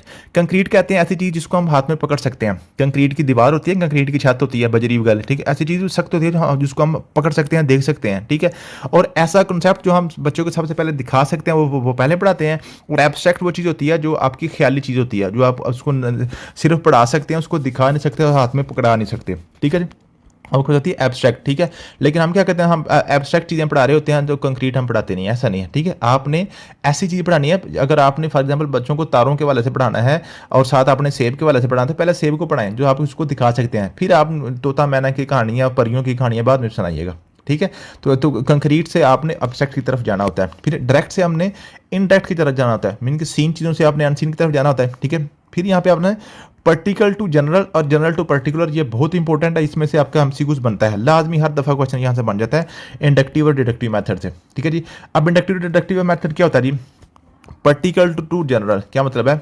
Inductive कहता है जी अच्छा इन क्या होता है, इन कहता है किसी चीज़ के अंदर डालना, और डिडक्ट क्या होता है? डिडक्ट होता है माइनस करना, माइनस करना। डिडक्ट होता है, डिडक्शन होता है माइनस करना। अब डिडक्शन कहाँ से होती है? डिडक्शन होती है किसी बड़ी चीज़ से छोटी चीज़ को अलग करना, हम डिडक्शन कहते हैं, ठीक है। और किसी छोटी चीज़ को बड़ी चीज़ के अंदर डालने को हम इंडक्शन कहते हैं। अब यूँ समझ लें, फॉर एग्जाम्पल आपके पास 2 बर्तन है, ठीक है। एक बर्तन के अंदर आपके पास 50 लीटर आपके पास दूध है, 50 लीटर आपके पास मिल्क है, और एक आपके पास ये यहाँ पे छोटा बर्तन है, इसके अंदर आपके पास 5 लीटर आपके पास जो ना यहाँ पे जो समझ लें कि ये वाटर है, पानी है। अब मैं कहता हूँ आप इन दोनों को मिक्स कर दो, तो हम क्या करेंगे? ये 50 लीटर वाला 5 में डालेंगे कि 5 वाला 50 में डालेंगे? 5 वाला 50 में डालेंगे ना। मीन के थोड़ी चीज़ से हमने बड़ी चीज़ के अंदर डाल दी। तो जब हमने इंडक्शन करनी होती है, किस चीज़ में इंडक्शन करनी होती है, तो फिर हम क्या करते हैं? पर्टिकुलर से जनरल की तरफ जाते हैं। पर्टिकुलर चीज़ थोड़ी होती है, जनरल पब्लिक ज़्यादा होती है। जब आप किसी भी आप गैदरिंग में जाते हैं, तो जब पर्टिकुलर चीज़ जो होती है, पर्टिकुलर जो आप ख़ास होते हैं, मेहमान ख़ास होते हैं, जो आपके पास मेहमान खसूसी होते हैं, वो थोड़े होते हैं, और जो जनरल पब्लिक होती है वो ज़्यादा होती है, ठीक है। तो जनरल चीज़ ज़्यादा होती है, पर्टिकुलर चीज़ थोड़ी होती है। तो पर्टिकुलर से जनरल की तरफ अब जब हम जाते हैं, तो इट मीन्स आप थोड़ी चीज़ को बड़ी चीज़ के अंदर डाल रहे हैं। इसको कहते हैं इंडक्शन मेथड। बच्चे को आपने एक रूल समझा दिया, एक आपने उसको एक फार्मूला बता दिया, उस फार्मूले के मुताबिक कहते हैं पूरी एक्सरसाइज आप कर लो, ठीक है जी। आपके पास सारी एक्सरसाइज, फॉर एग्जाम्पल एडिशन की एक्सरसाइज है, बच्चों को हमने पढ़ा दिया कि एडिशन कैसे होती है, उस रूल को कहते हैं आप पूरे के ऊपर अप्लाई कर दो, उसको कहते हैं इंडक्शन मेथड। एक होता है डिडक्शन मेथड। डिडक्शन मेथड होता है डिडक्ट करना, आपने बड़े किसी कंसेप्ट में से छोटा कंसेप्ट डिडक्ट करना, उसको कहते हैं जी फ्रॉम जनरल टू पर्टिकुलर, बड़े से छोटे की तरफ जाना, ठीक है। हम कहते हैं फॉर एग्जांपल कि आपके पास जो है जनाब, कि जब हम जो है किसी यूनिवर्सल रूल के तहत चलते हैं, कोई एक आपका ब्रॉडर वे में एक बड़ा उसको रूल बताते हैं कि आप बताते हैं फॉर एग्जांपल कि जो भी मेहनत करता है वो कामयाब हो जाता है। एक जनरल रूल है, उसमें से आपने डिडक्ट क्या किया कि अगर आप मेहनत करोगे तो आप भी कामयाब हो जाओगे। हज़ारों लाखों अरबों लोग कामयाब हो रहे हैं, उसमें से आप भी करोगे, आप भी कामयाब हो जाओगे, ठीक है। तो आपने जनरल से पर्टिकुलर की तरफ जब आते हैं तो उसको डिडक्शन मेथड कहते हैं। तो ये इंडक्शन और deduction, inductive method, deductive method बहुत इंपॉर्टेंट है, इसको आपने लाजमी याद कर लेना है। एनालिसिस से सिंथेसिस, पहले आपने एनालिसिस करना सिखाना है, पहले चीज़ों को तोड़ना सिखाना है, फिर आपने जोड़ना सिखाना है। आप जहाँ पे जाते हैं किसी मैकेनिक के पास, वो क्या करता है?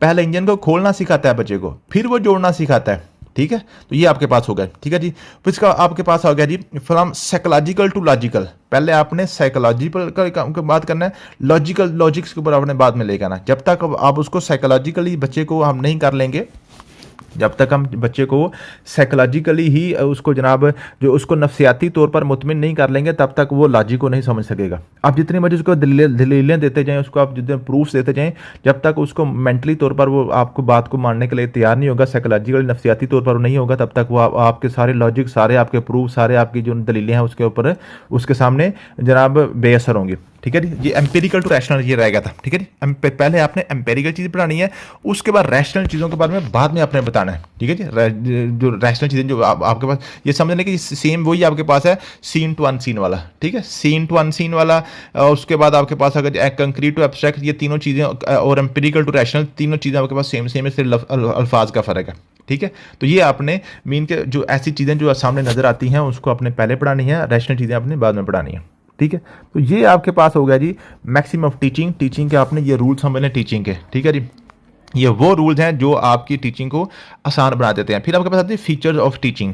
अब टीचर के फीचर क्या होते हैं जी?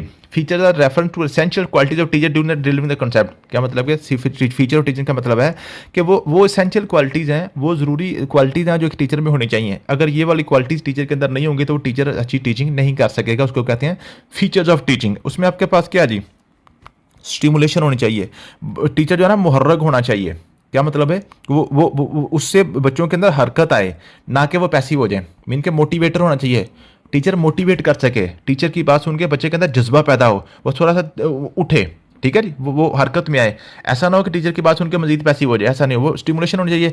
Not pouring by drawing out. जो टीचर होता है वो बच्चे के जहन के अंदर जनाब चीज़ें डालता नहीं है, बल्कि उसकी चीज़ के अंदर से उसकी शख्सियत को खुद ही निखारता है। अल्लाह ताला ने हर चीज़ इंसान के माइंड में डाली हुई है, ठीक है। बस हमने क्या करना है, उसके जहन को हमने पॉलिश करना होता है, नरिश करना होता है, हमने उसको उस चीज़ें हमने बाहर निकालनी होती हैं, ठीक होगा जी।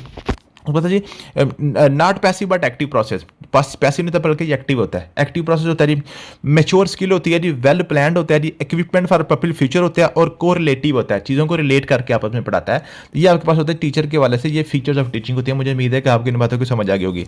फिर टीचिंग मेथड एंड स्ट्रैटेजी के वाले से बात कर लें। Teaching method is micro approach while the teaching strategy is micro approach. Method is task concentrated while strategy, ये यहाँ से क्वेश्चन नहीं आपका आएगा, ठीक है। मैं यहाँ पे चूँकि आपका ये सिलेबस बिल्कुल बड़ा ज़्यादा है और टाइम आपके पास बिल्कुल थोड़ा है, इसलिए मैं जल्दी जल्दी आपको शॉर्ट में पढ़ा रहा हूँ, ठीक है। और उसके बाद आपके पास आ गया जी, ये हो गया। उसके बाद आपके पास आ गया जी, ये माइक्रो टीचिंग बहुत इंपॉर्टेंट है। माइक्रो टीचिंग आपके पास बहुत इंपॉर्टेंट है। अब ये आपके पास क्या होता है जी, माइक्रो टीचिंग क्या जी, माइक्रो टीचिंग आपके पास होती है एंड्रागोजी में यूज़ होती है जी, उसको कहते हैं अडल्ट लर्निंग में यूज़ होता है जी। इसमें 5 से 10 स्टूडेंट्स होते हैं और 5 से 10 मिनट का ही लेक्चर होता है। ये बहुत इंपॉर्टेंट, दोनों चीज़ें आपने याद करनी है कि माइक्रो टीचिंग में क्या होता है जी। माइक्रो टीचिंग आमतौर पर ट्रेनिंग वगैरह के ट्रेनिंग स्कूलों में यूज़ होती है। ये बड़े लोगों को, बड़े बच्चों को, बड़े स्टूडेंट्स को पढ़ाने के लिए यूज़ होती है। ये ऐसी टेक्निक है। इसमें 5 से 10 स्टूडेंट होते हैं और 5 से 10 मिनट का ही लेक्चर होता है। ये 5 से 10 वाली बात वो आपसे पूछेगा।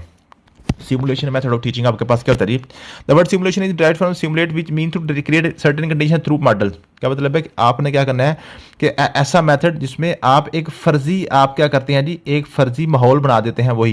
वही जो आप चीज़ पढ़ा रहे हैं उसी को आपने उसका सिमुलेट करने के करके उसको पढ़ाते हैं। आप एक आर्टिफिशियल एनवायरनमेंट बनाते हैं उसी तरीके का ही जिस तरीके से आप उसको पढ़ाना चाह रहे हैं बच्चे को, ठीक है। उस आर्टिफिशियल एनवायरनमेंट उसी तरीके का ही बनाकर आप क्या करते हैं, जैसे आप ड्रामा देख रहे होते हैं, ड्रामे में जनाब जो आप जो कि सस्सी पुन्नू वाला या हीर रांझे वाला का ड्रामा बना रहे हैं, तो वहीं पे आप क्या कहते हैं आर्टिफिशियली एक सस्सी, एक पुन्नू, एक हीर, एक रांझा वगैरह बना देते हैं, ठीक है जी। CAI मेथड ऑफ टीचिंग, आपके कंप्यूटर एडेड इंस्ट्रक्शन, ये भी क्वेश्चन पूछा जाता है कि CAI स्टैंड्स फॉर, ठीक है जी। इसमें मीन कि आप कंप्यूटर के क्या जो ना जी की मदद से पढ़ा रहे होते हैं। टीचर जो टीचिंग में आपने कंप्यूटर का अपने साथ क्या कर लेते हैं, हेल्प ले रहे होते हैं, ठीक है जी।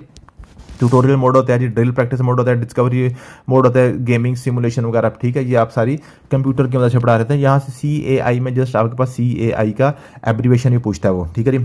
टीम टीचिंग क्या होती है जी? अब टीम टीचिंग और मल्टीग्रेड टीचिंग दोनों इंपॉर्टेंट चीज़ें हैं जी, आपस में मिक्सअप भी हो जाती हैं। टीम क्या होती है? टीम होती है एक से ज़्यादा लोगों को हम टीम कहते हैं। जैसे क्रिकेट टीम होती है, 11 लोग उसमें होते हैं, ठीक है। तो टीम टीचिंग में टीचर्स की टीम जो जब एक ही क्लास को एक ही वक्त में एक से ज़्यादा टीचर पढ़ा रहे होते हैं तो समझ लें टीम पढ़ा रही है, पूरी एक टीचर नहीं पढ़ा रहा, उसको हम कहते हैं टीम टीचिंग, ठीक है जी। एक ही वक्त में एक क्लासरूम में एक से ज़्यादा जब टीचर पढ़ाते हैं उसको हम टीम टीचिंग कहते हैं। एक होती है मल्टी ग्रेड टीचिंग, मल्टी कहते हैं ज़्यादा को, ग्रेड कहते हैं क्लासेज को। जो जब एक ही वक्त में एक से ज़्यादा क्लासेज होती हैं ना, तो उसको हम कहते हैं, जो एक ही टीचर पढ़ा रहा है उसको मल्टी ग्रेड टीचिंग कहते हैं। टीम टीचिंग में टीचर ज़्यादा होते हैं, क्लास एक होती है। मल्टीग्रेड टीचिंग में आपके पास क्लासें ज़्यादा होती हैं, टीचर सिर्फ एक ही होता है। गवर्नमेंट स्कूलों में यही चलता है कि एक ही टीचर के पास 2-2 3-3 क्लासें बैठी होती हैं। प्राइमरी स्कूल में एक टीचर होता था, 6 क्लासें होती थी पाकिस्तान में, ठीक है। तो ये मल्टीग्रेड टीचिंग की वजह से आपने याद कर लेनी है। Individualised instruction method of teaching. Individualised instruction क्या होती है जी? हर बच्चे को आपने लहदा पढ़ा रहा होता है। ये पाकिस्तान में आमतौर पर मस्जिद में यही होता है। मस्जिद में क्या होता है? मस्जिद में कारी साहब के सामने 10, 20, 50 बच्चे बैठे होते हैं ना, हर बच्चे का अलग-अलग सबक होता है। हर बच्चे का अलग-अलग सबक होता है, ठीक है। कोई नूरानी का पढ़ रहा है, कोई जनाब फर्स्ट पारा पे पढ़ रहा है, कुछ जनाब ट्रांसलेशन पढ़ रहा है, कोई जनाब हिफ्स कर रहा है, कोई ऐसे कर रहा है। इसको कहते हैं इंडिविजुअलाइज इंस्ट्रक्शन, ठीक है। हर बच्चे को अलग-अलग सबक दे के अलग-अलग आपने उसको पढ़ाना होता है, उसका अलग टॉपिक होता है। उसके बाद टीचिंग अप्रोचेस की बात करते हैं जी। अब टीचिंग अप्रोच में आपको पता है टीचर सेंटर अप्रोच और स्टूडेंट सेंटर अप्रोच। अब टीचर सेंटर क्या होती है जी? जिसमें आपके पास टीचर एक्टिव होता है और स्टूडेंट आपके पास पैसिव होता है, ठीक है जी। इसमें स्टूडेंट रिसीवर होता है और टीचर सारा कुछ, सारी जनाब जो भी इसमें पढ़ाना होता है, जो भी आपने पढ़ना होता है डेली बेस पे, जो भी आपके उसमें जो है ना जी, जो भी आपने टीचर ने प्लानिंग करनी है तो टीचर अकेला ही होता है, उसमें स्टूडेंट का मल दखल नहीं होता, ठीक है। आप जो है प्राइमरी स्कूल में पढ़ा रहे होते हैं तो आप बच्चों से तो नहीं ना पूछते जनाब ये जो है ना कल हम क्या पढ़ेंगे, ठीक है। आप खुद बताते हैं बच्चों को कि आज हमने ये पढ़ना है। और उसके बाद आपके पास जी ये आपके पास हो गया। इसमें जो एग्जाम्पल होते हैं, लेक्चर मेथड होता है, डायरेक्ट इंस्ट्रक्शन होती है, डिमोन्स्ट्रेशन मेथड वगैरह, सारे आपके पास क्या होता है जी? टीचर सेंटर्ड मेथड होते हैं। और टीचर सेंटर्ड मेथड जो होते हैं ये आपके पास हायर क्लासेस के लिए होते हैं। ये क्वेश्चन पूछा जाता है कि टीचर सेंटर्ड मेथड या लेक्चर मेथड जो है ये कौन सी क्लासेस के लिए जनाब फ्रूटफुल है या फ़ायदेमंद है, तो ये आपके हाई क्लासेस के लिए हैं, छोटी क्लासेस के लिए ये यूज़फुल नहीं होते। स्टूडेंट सेंटर्ड मेथड आपके पास होता है जिसमें आपके पास कहते हैं स्टूडेंट को आप क्या कहते हैं जी, आपने उसको वैल्यू करना होता है जी। Focus on student need interest and active participation learning. The teacher acts as facilitator. Teaching method में प्रोजेक्ट बेस्ड लर्निंग है, डिस्कशन मेथड है, फ्लिप्ड क्लासरूम वगैरह ये सारे आपके पास है जी। स्टूडेंट सेंटर्ड मेथड है, ये छोटी क्लासेस के लिए भी बहुत इंपॉर्टेंट होते हैं, मीन कि आपने स्टूडेंट्स को लाजमी इसमें शामिल करना होता है सारा। लेक्चर मेथड में आप सब जैसे मैं आपको पढ़ा रहा हूँ तो मैं जस्ट ये लेक्चर रिकॉर्ड करके आपको सेंड कर रहा हूँ क्योंकि आप बड़े बच्चे हैं, ठीक है, तो आप ये इस मेथड से पढ़ लेंगे। लेकिन यही लेक्चर रिकॉर्ड करके जो 5th क्लास के या 4th क्लास के बच्चे को भेजा जाए तो बच्चे को कुछ समझ नहीं आएगी।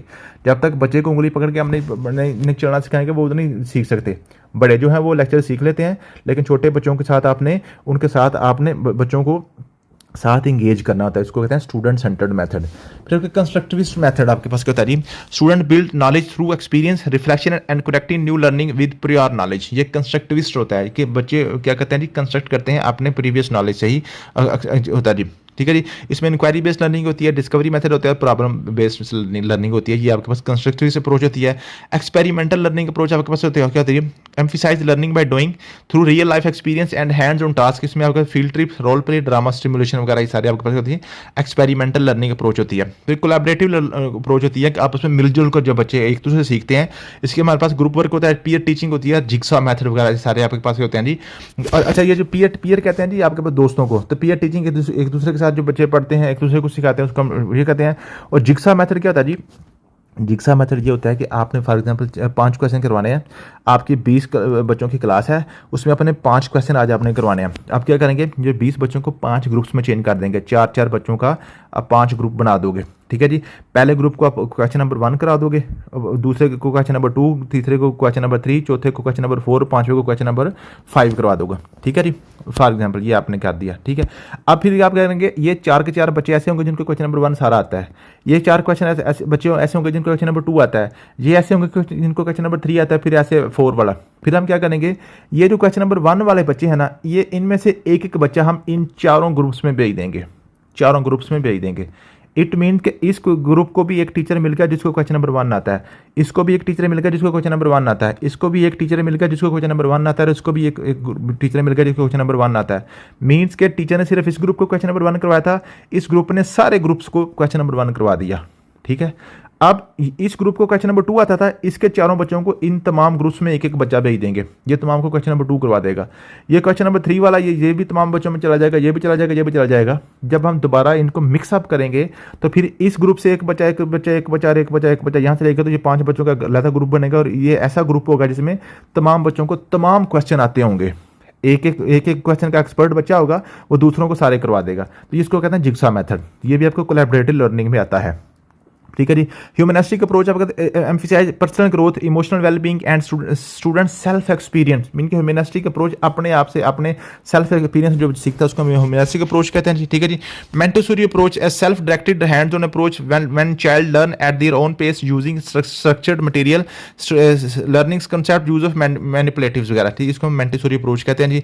Blended learning approach combine face to face classroom instruction with online learning elements वगैरह, ये जो है ना ये जो आज हम पढ़ रहे हैं, ठीक है जी।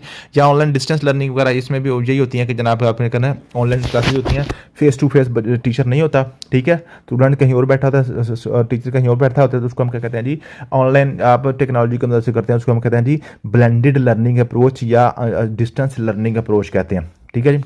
डिस्टेंस लर्निंग में सबसे पहले जनाब 1972 में जनाब अल्लामा इकबाल ओपन यूनिवर्सिटी यहाँ पे पाकिस्तान में स्टार्ट हुई थी। ये आपके पास होगी, टीचिंग टेक्निक भी मुकम्मल होगी।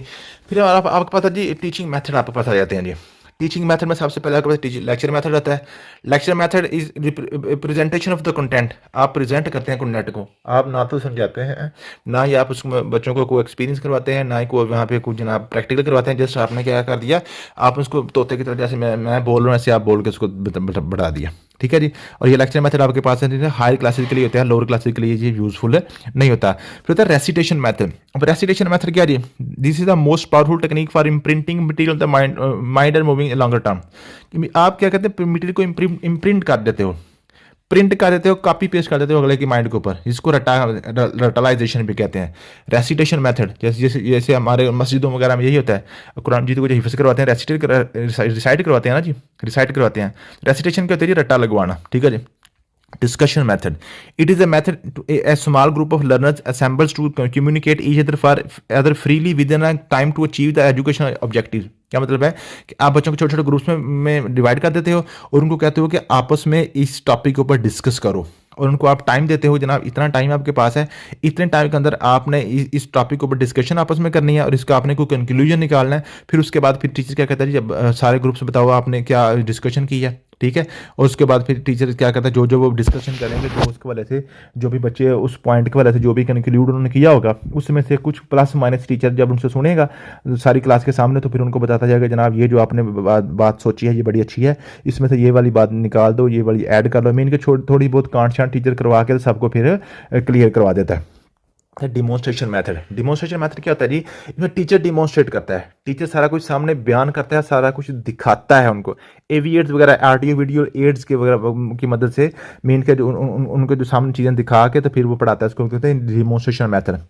ह्यूरिस्टिक मेथड या डिस्कवरी मेथड, ये आपके पास ये बहुत इंपॉर्टेंट है जी। क्या मतलब है इसमें? क्या कहता है जी, टीचर कहता है, टीचर स्टूडेंट्स को क्वेश्चन देता है, उसका आंसर नहीं देता, और हर बच्चे को कहता है कि आप क्या करो, इसका आंसर ढूंढो, इसको कहता है इन्वेस्टिगेट करो, आप इसकी इन्वेस्टिगेशन करो कि इसका आंसर क्या हो सकता है। तो बच्चा क्या करेगा? बच्चा खुद ही इसके ऊपर वर्क करेगा, मेहनत करेगा, कोशिश करेगा, आहिस्ता आहिस्ता इसके करीब होने की कोशिश करेगा। और जनाब क्या करेगा, जहाँ जहाँ पे बच्चे को परेशानी है कि टीचर साथ साथ क्लू देता जाएगा, उसको थोड़ा थोड़ा हिंट देता जाएगा, और हिंट के साथ साथ क्या करेगा, इन्वेस्टिगेशन करवा कर तो बच्चे को वो जनाब क्या करेगा, उसी के ही एलिसिटेशन करवाएगा। एलिसिट कहते हैं कि उसी के अंदर से ही छुपा हुआ खजाना बाहर निकालना, जिसको कहते हैं जी ह्यूरिस्टिक मेथड या डिस्कवरी मेथड। एक्टिविटी मेथड आपके पास क्या जी? Activity method bring the students close to real life situation, they gets first hand experience in the certain activity, it's students centred method, types of activities involved in the method are as. क्या मतलब है कि इसमें क्या कहते हैं, बच्चे को आपने फिजिकली इन्वॉल्व करके एक्टिविटी करवा के तो उसमें आप पढ़ाते हैं, ना कि जैसे आपके पास होता है ना जी, डिमॉन्स्ट्रेशन मेथड में क्या होता है जी, फिजिकली टीचर खुद सारा कुछ करके दिखा रहा होता है, लेकिन आपने क्या करना है जी, एक्टिविटी मेथड में टीचर के साथ बच्चे भी आपके साथ इन्वॉल्व होंगे, फिजिकली उठेंगे, बैठेंगे, चीज़ों को पकड़ेंगे, ठीक है, और उसको एक्टिविटी से परफॉर्म करके वो करेंगे, ठीक है जी। फिर प्रॉब्लम सॉल्विंग मेथड होता है जी, this method is just a manner of dealing a problematic thing phenomena. It is method of involving hypothetical solution, suggestion, deliberation. क्या मतलब है कि जनाब आपने क्या कर दिया, इसको साइंटिफिक मेथड भी कहते हैं। जैसे साइंटिफिक मेथड में क्या होता है, प्रॉब्लम को पहले दिया जाता है, उसके वाले से आप हाइपोथेसिस, मफरूज़ा, फिर आप क्या करते हैं, उसके वाले से आप एक्सपीरियंस करते हैं, फिर उसके बाद उसको टेस्ट करते हैं, और एंड पे क्या कहता है जी, जैसे उर्दू में पढ़ते थे गौर जायज़ा मुशाहदा वगैरह, ऑब्जर्वेशन वगैरह आप करते हैं, उसमें जनाब क्या करते हैं, एक्सपीरियंस करते हैं, फिर एंड पे टेस्ट करते हैं, उसको नोट बना देते हैं। ये प्रॉब्लम सॉल्विंग मेथड होती है। इंडक्टिव मेथड और डिडक्टिव मेथड की पहले बात हो चुकी है। इंडक्टिव और डिडक्टिव मेथड बड़ा तफसील से पहले बता दिया। फिर क्या कहते हैं, ड्रिल मेथड। अब ड्रिल मेथड क्या होता है जी, या ड्रिल मशीन आपने देखी होगी। ड्रिल का क्या मतलब होता है, किसी चीज़ को बार बार यही ड्रिल क्या कहती है, एक चीज़ के ऊपर ऐसे घूमती जाती है, वो सुराख कर देती है। ड्रिल मेथड यही है कि आपने एक ही चीज़ को बार बार प्रैक्टिस करवाना, एक ही चीज़ को, उसको हम कहते हैं जी ड्रिल मेथड कहते हैं। क्वेश्चन आंसर मेथड को सुकरातिक मेथड भी कहते हैं, ये बहुत इंपॉर्टेंट है, क्वेश्चन पूछा जाता है। Socratic method is also known as question answer method. Mean के टीचर क्या करता है, जो भी उसने टॉपिक पढ़ाना है उसके वो छोटे छोटे क्वेश्चन तैयार करके लेके जाता है, ठीक है। फॉर एग्जाम्पल उसने पाकिस्तान के वाले से पढ़ाना जाके, तो क्या क्या क्या क्या क्या किसी को पता है कि हमारे मुल्क का नाम क्या है, पाकिस्तान, ठीक है जी। किसी को पता है कि हमारे मुल्क के कितने सूबे हैं, वो कहते हैं 4 होगा जी। किसी को पता है कि पाकिस्तान के सबसे बड़े सूबे का क्या नाम है जी। फिर क्या कहता है कि पाकिस्तान का जनाब जो है ये पाकिस्तान कहाँ पे वाक़या है, जनूबी एशिया में वाक़या है। फिर मतलब आपको पता है पाकिस्तान का टोटल एरिया कितना है, किसी को पता है कि पाकिस्तान की टोटल पॉपुलेशन कितनी है। मीन के जिस भी टॉपिक के ऊपर आपने पढ़ाना है उसके वाले से छोटे छोटे क्वेश्चन खुद से तैयार करके लेके जाते हैं, बजाय इसके कि हमारे मुल्क का नाम पाकिस्तान है, इसके 4 सूबे हैं, इसमें ये होता है। आप 10 20 50 लाइन के पैराग्राफ बच्चों को दें और वो याद करें। आप उसको छोटे छोटे क्वेश्चन बना के वहीं पर डिस्कशन करके बच्चों के साथ आप क्या कर सकते हैं, उनको आप चीज़ें जो ना याद करवा सकते हैं। तो ये आपको क्वेश्चन आंसर मेथड होता है। फिर टीचिंग स्टाइल की बात करते हैं। ये हमारे टीचिंग मेथड भी हो गए, टीचिंग टेक्निक होगी, अब टीचिंग स्टाइल की बात करते हैं। अब टीचिंग स्टाइल आपके पास क्या था जी, अथॉरिटेटिव स्टाइल, आपकी अथॉरिटी है, कोई जनाब कहता है चिड़ी पर नहीं मार सकती, ठीक है, ये अथॉरिटेटिव होता है जी, ठीक है जी। क्या कहता है जी, टीचर कहता है जो मैं कहता हूँ मैं ही मैं जनाब एब्सोल्यूट अथॉरिटी हूँ, कोई यहाँ से हिलेगा नहीं यहाँ से, जो कहते हैं अथॉरिटेटिव स्टाइल। फिर एक होता है फैसिलिटेटर स्टाइल। आप फैसिलिटेट कर रहे होते हैं, बच्चे को कह रहे होते हैं कि आप पढ़ो, ऐसे करो ऐसे करो ऐसे करो, साथ साथ फैसिलिटेशन कर रहे होते हैं। ठीक है, आप अथॉरिटी वगैरह यूज़ नहीं करते, वहाँ पर जज बन कर नहीं बैठे, तो उसको फैसिलिटेटर स्टाइल कहते हैं। डेलीगेटेड स्टाइल, जैसे डेलीगेशन होता है ना, डेलीगेशन वफद होता है, ठीक है, आपस में मिलकर क्या कर रहे होते हैं, आपस में मुज़ाकरात कर रहे होते हैं, ये डेलीगेटर स्टाइल होता है। ठीक है, एक होता है एक्सपर्ट स्टाइल। एक्सपर्ट स्टाइल क्या मतलब होता है कि टीचर क्या था जी, टीचर क्या जनाब के पास एक्सपर्ट नॉलेज होता है। ठीक है, वो क्या करता है, वो अपने एक्सपर्टी के जरिए से बच्चों को पढ़ा रहा होता है, उसको अपने एक्सपर्ट जो उसके टेक्निक्स हैं वो उनको बार बार सिखा रहा होता है, बता रहा होता है, उनसे पूछता है ये क्या है, जो वो आंसर करते हैं उसमें एक्सपर्ट ओपिनियन साथ शामिल करता है, उसको कहते हैं एक्सपर्ट स्टाइल। डिमॉन्स्ट्रेटर स्टाइल क्या है जी, बच्चे को सामने, बच्चे को नहीं बोलने देता बल्कि खुद ही सारी चीज़ों को डिमॉन्स्ट्रेट करता जाता है।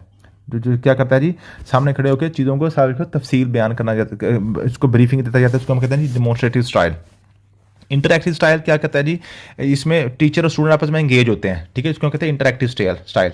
स्टूडेंट्स को भी बोलने का मौका देता है, खुद भी बोलता है। ठीक है जी, उसे लेजिज फ्रेज स्टाइल, ये बहुत इंपॉर्टेंट है। In this style the teacher adopts a hands off approach allowing students a great deal of freedom in directing their learning. The teacher may intervene only if necessary but the classroom is largely student led. क्या मतलब है कि students को कहता है जनाब खुद ही सारा कुछ करो, और वो खुद क्या करता है, उस मॉनिटर बन के उनको ऑब्जर्व कर रहा होता है, देख रहा होता है। ठीक है, और जहाँ पे उसको जरूरत पड़े, इनके बच्चे फंस गए हैं किसी पॉइंट के ऊपर, उनको क्या करता है, फिर ज़्यादा उनकी हेल्प कर देता है। In the creative writing class the teacher provide the students with minimal guidance and allows them to explore their writing without imposing strict structure of rule. क्या मतलब है, उनको फ्री हैंड दिया जाता है बच्चों को, जो करो जैसे करो, आप पढ़ो जैसे मर्जी, किसी क्वेश्चन का आंसर निकाल सकते हो निकालो, जहाँ पे फंस जाते हैं वहाँ पे क्या करता है, उनको फिर हेल्प कर देता है टीचर। मीन के खुद टीचर अपने अंदर से कुछ भी नहीं निकालता, बच्चों को ही मौका देता है कि वो खुद ही अपनी मेहनत के साथ चीज़ों को सॉर्ट आउट करने की कोशिश करें। ये आपके पास हो गया जी, लेक्चर नंबर 2 था, teaching method, teaching style, teaching techniques वगैरह, यही सारे क्वेश्चन आपके पूछे जाते हैं। ठीक है जी, ये आपका टेस्ट नंबर 2 है, ये सारे आगे लिखे हुए हैं। ठीक है जी, ये आपके पास होगा जी, ये सारे क्वेश्चन आपके पास आए हुए हैं जी, पेपर में आके लिखा हुआ है कि कौन सा क्वेश्चन किस पेपर में आया हुआ है। ठीक है जी, ये आपके पास आ गया जी, ये आपके पास हो गया जनाब, लेक्चर नंबर 2 हो गया, लेक्चर नंबर हो गया, तो इसको आपने इस तरीके से याद कर लेना है। लेक्चर नंबर 3 आपको पता है एजुकेशनल असेसमेंट।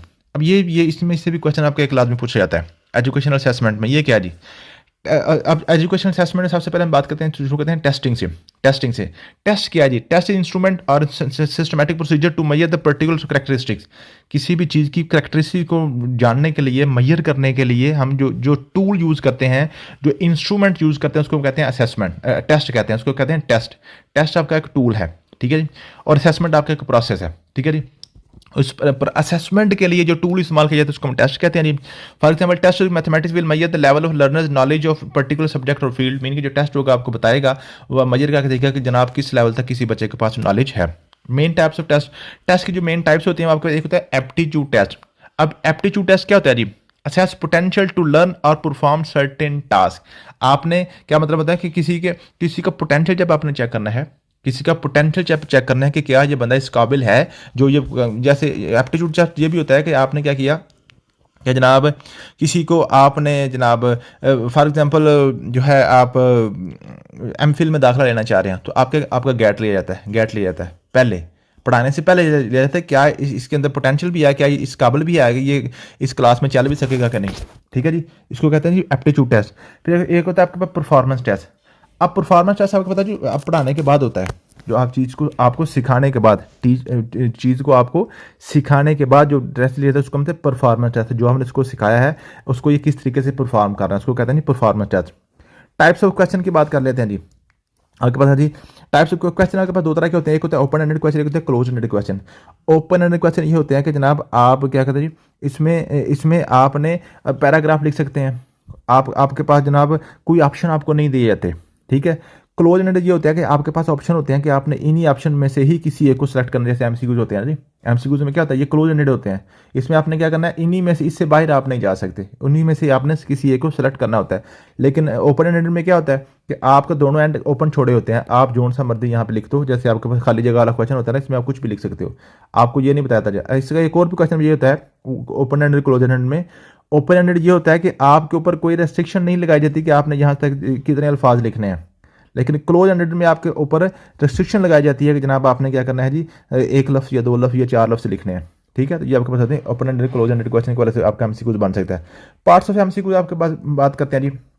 एक एमसीक्यूज होता है, उसके अंदर एक स्टेटमेंट ऊपर लिखी होती है, चार उसके ऑप्शन दिए होते हैं, एक ऑप्शन उसका ठीक होता है, तीन इसका गलत होते हैं। जो जो आपका स्टेटमेंट है जिसको हम स्टेम कहते हैं, ये क्वेश्चन पूछा जाता है कि एमसीक्यूज की स्टेटमेंट को क्या कहते हैं, स्टेम कहते हैं। चार जो आंसर है उसको ऑप्शन कहते हैं। इन चारों में से जो ठीक होता है उसको हम उसको राइट ऑप्शन कहते हैं, और जो तीन गलत है उसको डिस्ट्रैक्टर कहते हैं, डिस्ट्रैक्टर कहते हैं। तो स्टेम और डिस्ट्रैक्टर की वजह से क्वेश्चन पूछा जाता है। ठीक है जी, ये आपके पास आ गया जी। उसके बाद आ गया जी मेजरमेंट, असेसमेंट और एवेल्यूशन में क्या फ़र्क होता है। मेजरमेंट होता है कि चीज़ को मापना, मापना मापना क्या मतलब है कि मापना, मेजरमेंट होता है कि किसी चीज़ को क्वांटिटी को देखना, क्वांटिटी जिसमें नंबर्स इन्वॉल्व होते हैं। तो फॉर एग्जांपल आप कहते हैं ये चीज़ जो है ना जी, आप कहते हैं जी ये जो है चीनी देखो ये कितने केजी है, या दूध कितना लीटर है, या इसके कितने नंबर्स आए हैं बच्चे के, जिसमें क्वांटिटी इन्वॉल्व होती है उसको मेजरमेंट कहते हैं। और जिसमें क्वालिटी होती है उसको उसको उसको वैल्यूएशन कहते हैं, उसको वैल्यूएशन कहते हैं। जिसमें क्वांटिटी और क्वालिटी दोनों चीज़ें होती है उसको हम असेसमेंट कहते हैं। ये असेसमेंट, मेजरमेंट और वैल्यूएशन में फ़र्क है। ठीक है जी, वैल्यूएशन में आप किसी चीज़ की क्वालिटी को बयान करते हो कि ये चीज़ कितनी खूबसूरत है, 2 किलो खूबसूरत है, 4 किलो खूबसूरत है, 5 मीटर खूबसूरत है, ऐसे तो नहीं बोलते ना, बहुत खूबसूरत है ऐसे बोल सकते हैं। ये क्वालिटी की बात हो रही है, क्वालिटी में आप नंबर नहीं किसी को दे सकते, 10 या 12 या 14 13 या 100% ऐसे नहीं कह सकते। ठीक है, क्वालिटी में नंबर्स इन्वॉल्व नहीं होते। मेजरमेंट में आपके पास नंबर्स इन्वॉल्व होते हैं, उसको हम मेजरमेंट कहते हैं। क्वालिटी वाले को हम वैल्यूएशन कहते हैं। और जिसमें नंबर्स और वैल्यूएशन दोनों होती है, जो आपकी मार्कशीट होती है, उसमें क्या होता है, उसमें पास फेल भी लिखा होता है। ठीक है जी, गुड बैटर भी लिखा होता है, और उसके नंबर्स भी दिए होते हैं, उसको कहते हैं जी असेसमेंट, उसको कहते हैं असेसमेंट। ठीक है जी, ये हो गया जी। उसके बाद पर्पज ऑफ असेसमेंट, असेसमेंट का पर्पज़ क्या होता है। असेसमेंट का मेन पर्पज़ ये होता है कि डायग्नोस किया जाए कि जनाब जो हम पढ़ा रहे हैं उसमें अगर किसी बच्चे को समझ नहीं आ रही या बच्चे रिजल्ट नहीं दे रहे तो उसकी वजह क्या है। इसलिए हम असेसमेंट करते हैं, हम टेस्ट लेते हैं कि जो जिन बच्चों को समझ नहीं आ रही वो या जो बच्चा जो है वो अपनी असेसमेंट के लिए करता है, डायग्नोस करना चाह रहा था कि मुझे किस वजह से मेरे पेपर में नंबर नहीं आ रहे, इसलिए भी असेसमेंट करवाई जाती है। ठीक है जी, कंपैरिजन के लिए आप असेसमेंट करते हैं कि कौन से अच्छे बच्चे हैं, टॉपर कौन से हैं और फेल कौन से हैं और पास कौन से हैं, इस कंपैरिजन करवाने के लिए। रिपोर्टिंग अचीवमेंट को रिपोर्ट करने के लिए, रिजल्ट कार्ड बनाने के लिए भी हम क्या करते हैं जी, असेसमेंट करवाते हैं जी। रिसर्च एंड करिकुलम एवेल्यूएशन के वाले से हम कि हमारा जो करिकुलम है वो किस हद तक हमारे माशरे में यूजफुल साबित हो रहा है, जो हमारे टारगेट्स को अचीव कर रहा है कि नहीं कर रहा है। उस करिकुलम की भी वैल्यूएशन के लिए हम क्या करते हैं जी, असेसमेंट करवाते हैं जी। मेंटोरिंग एट नेशनल लेवल, आपने क्या करना है, आपने कौमी जो आपका जो टारगेट होता है उसकी मेंटोरशिप के लिए, मीन के आपने जो टारगेट्स आपने कौमी टारगेट्स सेट किए होते हैं उनको अचीव करने के लिए आप कहते हैं असेसमेंट करवाते हैं। टाइप्स ऑफ असेसमेंट की बात करते हैं। असेसमेंट की दो टाइप्स होती हैं, एक होती है नॉर्म रेफरेंस, एक होती है क्राइटेरियन रेफरेंस। अब नॉर्म रेफरेंस क्या होता है जी, नॉर्म रेफरेंस ये होती है आपके पास कि आपने क्या कर दिया, इसमें जनाब कोई पास फेल नहीं होता। इसमें आपने क्या किया, आपने एक पूरे ग्रुप के साथ क्या कर दिया, उसकी कंपैरिजन होती है। फॉर एग्जांपल आपने एफजे का पेपर देना है, इसमें फॉर एग्जांपल 60,000 लोग अप्लाई करेंगे, 40 आपकी सीटें हैं, तो इन 60,000 लोगों की कंपैरिजन में जो आपकी असेसमेंट होगी, जो ऊपर वाले 40 होंगे वो सिलेक्ट हो जाएंगे। तो मीन के यहाँ पे हमें ये नहीं पता होता कि 40 वाला पास है, 50 वाला पास है, 60 वाला पास है, 90 वाला पास है। मीन्स के हो सकता है कि पूरे ग्रुप में से जो ऊपर वाले 40 नंबर हों, वो 40 बंदे हों, वो 90 प्लस वाले सारे आ जाएं, हो सकता है 80 वाले आ जाएं, हो सकता है 40 वाले आ जाएं। मीन्स के आपकी जो असेसमेंट है, जो आपकी जो कारकर्दगी है, वो इस ग्रुप के साथ कंपैरिजन के साथ चल रही है। ठीक है, इसको कहते हैं नॉर्म रेफरेंस। रेफरेंस क्या है जी, नॉर्म है, नॉर्म आपका रेफरेंस है। एक होता है क्राइटेरियन रेफरेंस, कि आपने एक क्राइटेरिया पहले सेट कर दिया, उसके रेफरेंस से आपने देखना है। आपने पास लिखा है 40 वाला और 40 से कम वाला फेल रखा है, तो आपने क्या कर दिया, एक पहले से एक क्राइटेरिया सेट कर दिया, उस क्राइटेरिया के रेफरेंस के मुताबिक आपने चलना। तो उसको कहते हैं जी क्राइटेरियन रेफरेंस। जो हमारे ये जो होते हैं जी बोर्ड के एग्जाम होते हैं, जो मैट्रिक के एफएससी वगैरह के, वो हमारे होते हैं जी, वो हमारे क्राइटेरियन रेफरेंस होते हैं। और जो हमारे जो कॉम्पिटिटिव एग्जाम होते हैं वो हमारे नॉर्म रेफरेंस असेसमेंट होती है। तो ये नॉर्म रेफरेंस और क्राइटेरियन में आपने फर्क समझ लेना है। मोड्स ऑफ असेसमेंट की बात करते हैं जी, तो मोड्स ऑफ असेसमेंट आपके पास होती है जी, एक होती है प्लेसमेंट असेसमेंट। प्लेसमेंट असेसमेंट क्या होती है जी, कि आपने किसी की प्लेस को डिटरमिन करना होता है कि इस वक्त फलाना बंदा जो है किस जगह पे खड़ा है, किस जनाब स्टेज पे खड़ा है, इसको मुझे कहाँ से स्टार्ट करवाना चाहिए। फॉर एग्जाम्पल कोई बच्चा हमारे पास पहली दफ़ा जब आए कोई जनरल एग्जाम के लिए, प्रिपरेशन के लिए, उसकी असेसमेंट की जाए, जनाब इसको इस वक्त कितना आता है, उसको पेडागोजी के बारे में कितना आता है, मैं उसको कहाँ से स्टार्ट कराऊँ। ऐसा ना हो कि एक बच्चा जो है उसको जनाब उसका 50% पहले ही लेवल हो तो उसको मैं 51 से स्टार्ट करवाना चाहिए। एक बच्चा 0 पे खड़ा है, उसको 50 से स्टार्ट करूँगा, उसका सारा ज़ाया हो जाएगा। तो अपना प्लेसमेंट असेसमेंट करनी होती है कि चेक करना होता है कि किसी का इस वक्त स्टेज क्या है, वो उसको कहाँ से स्टार्ट करवाया जाए। एक होती है फॉर्मेटिव असेसमेंट। अब फॉर्मेटिव असेसमेंट और समेटिव असेसमेंट बड़ी इंपॉर्टेंट है। फॉर्मेटिव असेसमेंट होती है कि आपने जब किसी को पढ़ा रहे होते हैं, उस पढ़ाने के दौरान आपने ड्यूरिंग द सेशन जो असेसमेंट करते हैं उसको फॉर्मेटिव असेसमेंट कहते हैं। इससे पता चलता है कि जो मैं पढ़ा रहा हूँ क्या इसको समझ आ रही है कि नहीं। एक क्वेश्चन ये भी पूछा जाता है कि वो कौन सी असेसमेंट होती है जिसमें आप बच्चे को उसकी इंप्रूवमेंट का मौका देते हैं, वो आपकी फॉर्मेटिव असेसमेंट होती है। फॉर्मेटिव असेसमेंट होती है आपकी ड्यूरिंग स्टडी, आपकी असेसमेंट होती है। अगर आपके टेस्ट में नंबर कम आए हैं तो आपको कह दिया जाता है जनाब ये जो आपकी गलतियाँ थी ये इसको दुरुस्त कर लें, मीन का आपको दुरुस्त करने का मौका मिलता है। लेकिन जो समेटिव असेसमेंट होती है, एंड वाली जो आपको तमाम चीज़ों को सम करती है, सारा आपकी जमा तफरीक जो भी आपकी पूरा साल होती है वो आपकी फाइनल होती है। इसमें किसी किस्म का आपको जनाब बेहतरी की या इंप्रूवमेंट की गुंजाइश नहीं दी जाती। जो आपका रिजल्ट आ गया वो आ गया। मीन के जो फाइनल पेपर होते हैं उसमें से अगर आपका क्वेश्चन गलत हो गया तो आपका सारी ज़िंदगी के लिए आपकी लाइफ में जो आपका सर्टिफिकेट उसके अंदर लिखा गया है जनाब इसके इसमें से इतने नंबर कम आए थे, उसमें ये नहीं कहा जाता कि इस दफ़ा गलत कम आया तो आप जनाब इसको ठीक कर लो, ये नहीं होता। तो समेटिव असेसमेंट में जनाब आप उसको इंप्रूवमेंट की गुंजाइश नहीं देते और फॉर्मेटिव में इंप्रूवमेंट हो जाती है। फॉर्मेटिव ड्यूरिंग द सेशन होती है और समेटिव आपकी एंड पे होती है, at the end of the session. Diagnostic assessment होती है, डायग्नोज करना किसी चीज़ को, आपने वजह मालूम करना कि जनाब ये जो मेरे बच्चे हैं ये आजकल जो है जी ये रिजल्ट नहीं सही दे रहे, तो इसकी वजह क्या है, उस वजह को मालूम करने के लिए जो असेसमेंट की जाती है उसको हम डायग्नोस्टिक असेसमेंट कहते हैं। ठीक है। परफॉर्मेंस असेसमेंट आपको होती है जी आपके एंड पे होती है, आपकी परफॉर्मेंस बताती है कि आपने किस लेवल तक किसी चीज़ को सीखा है।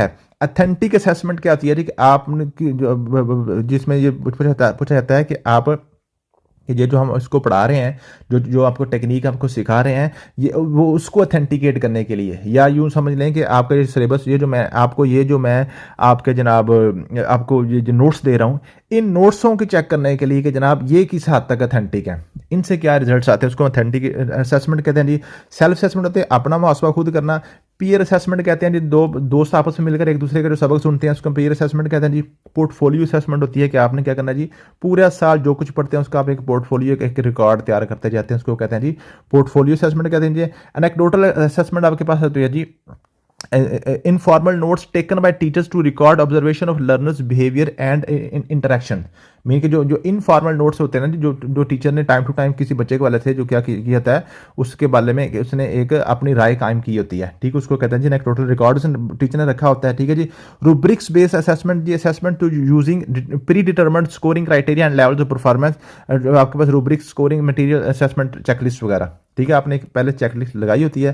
ठीक है जी, एक चेकलिस्ट लगाई होती है, फिर आपने देखना है कि जनाब ये जो आपके पास डॉक्यूमेंट्स मौजूद है उसके अंदर क्या चीज़ें शामिल है। फॉर एग्जांपल आप असेसमेंट कर रहे हैं किसी ने एफजे में अप्लाई किया हुआ है। ठीक है, उसकी एप्लीकेशन में देखिएगा तस्वीर अपलोड की है जी, यस की है। इसने जनाब शनाख्ती कार्ड अपलोड किया है जी, किया है। इसकी जो क्राइटेरिया है मीट करता है जी, मीट करता है। इसने जनाब जो है जी फीस पे की है जी, पे की है। इसमें जनाब जो चलान वाउचर अपलोड किया है। मीन के साथ साथ टिक लगाता जाता है। ठीक है, मीन के प्री डिटर्मिन्ड पहले से आपने क्राइटेरिया सेट किया होता है कि ये चीज़ें इसमें शामिल होनी चाहिए। तो अगर वो शामिल सारी चीज़ें होती हैं तो उसको 100% देते हैं, या जितनी चीज़ें कम होती है उसके मुताबिक उसको वो स्कोर कर देते हैं। ठीक है जी। अडेप्टिव असेसमेंट जी, assessment that adapts question difficulty based on learner response. क्या मतलब है अडाप्ट करना, किसी को अडाप्ट करना, किसी ये इंटरव्यू में होता है कि फॉर एग्जाम्पल वो कहता है जी आपके मुल्क का नाम क्या जी, पाकिस्तान है। पाकिस्तान कब बना था? 14 अगस्त को बना था। ठीक है जी। तो 14 अगस्त या इसको यूँ समझ लें कि अब मीन के आप आंसर से ही आगे क्वेश्चन डाल देते हैं। वो कहता है जी पाकिस्तान की सबसे बड़ी जी पहाड़ी कौन सी है जी, केटू है। केटू कहाँ पे है जी केटू जनाब जो है जी जो गिलगित में है, ये यूँ समझ लें। ठीक है जी। अच्छा गिलगित कहाँ से है जी, ये गिलगित बल्तिस्तान में। ये जनाब गिलगित बल्तिस्तान के साथ जनाब उसका जो है कैपिटल कौन सा है जी जो वहाँ पे जो है जिस उससे पूछ लेगा, फिर आगे गिलगित के हवाले से क्वेश्चन पढ़ना शुरू कर देगा। मीन के जो आप आंसर देते हैं आपके आंसर से ही आगे क्वेश्चन करना शुरू कर देगा, तो उसको कहते हैं अडेप्टिव असेसमेंट। आपके क्वेश्चन को ही आंसर को ही उसने अडाप्ट कर लिया, उसी से ही आगे पकड़ के आगे चलता जाता है। ठीक है जी। अब जब पूछता है कि आप कहाँ से हैं जी, मैं गुजरांवाला से हूँ जी। अच्छा, गुजरांवाला का मुझे मशहूर जगह का नाम बताओ। ठीक है जी, राजा रणजीत सिंह की जी हवेली। अच्छा, राजा रणजीत सिंह की हवेली जो है, राजा रणजीत सिंह कौन था जी? जो सिख एम्पायर का जनाब ये बानी था। अच्छा, सिख एम्पायर कब स्टार्ट हुई थी जी, कब खत्म हुई थी जी? गुलाब सिंह कौन था जी? हरी सिंह कौन था? मीन के आगे आपके आंसर से ही आगे चीज़ें फिर आगे अडाप्ट करके आपको फंसाते जाते हैं, जिसको कहते हैं अडेप्टिव असेसमेंट। ये असेसमेंट के आपके पास क्वेश्चन थे, इसको देख लीजिएगा, अगर आप कर लेंगे तो इंशाल्लाह आपका हो जाएगा। लेक्चर नंबर 4 से कल हम पढ़ेंगे इंशाल्लाह। ठीक है जी, ये 3 लेक्चर आज आपने लाजमी तैयार कर लेने, कल इनका इंशाल्लाह टेस्ट हो जाएगा। उसके बाद आगे चलेंगे, 3 दिन में इंशाल्लाह आपकी पेडागोजी कंप्लीट कर देंगे। थैंक यू सो मच, मिलते हैं नेक्स्ट वीडियो में। अल्लाह हाफिज़।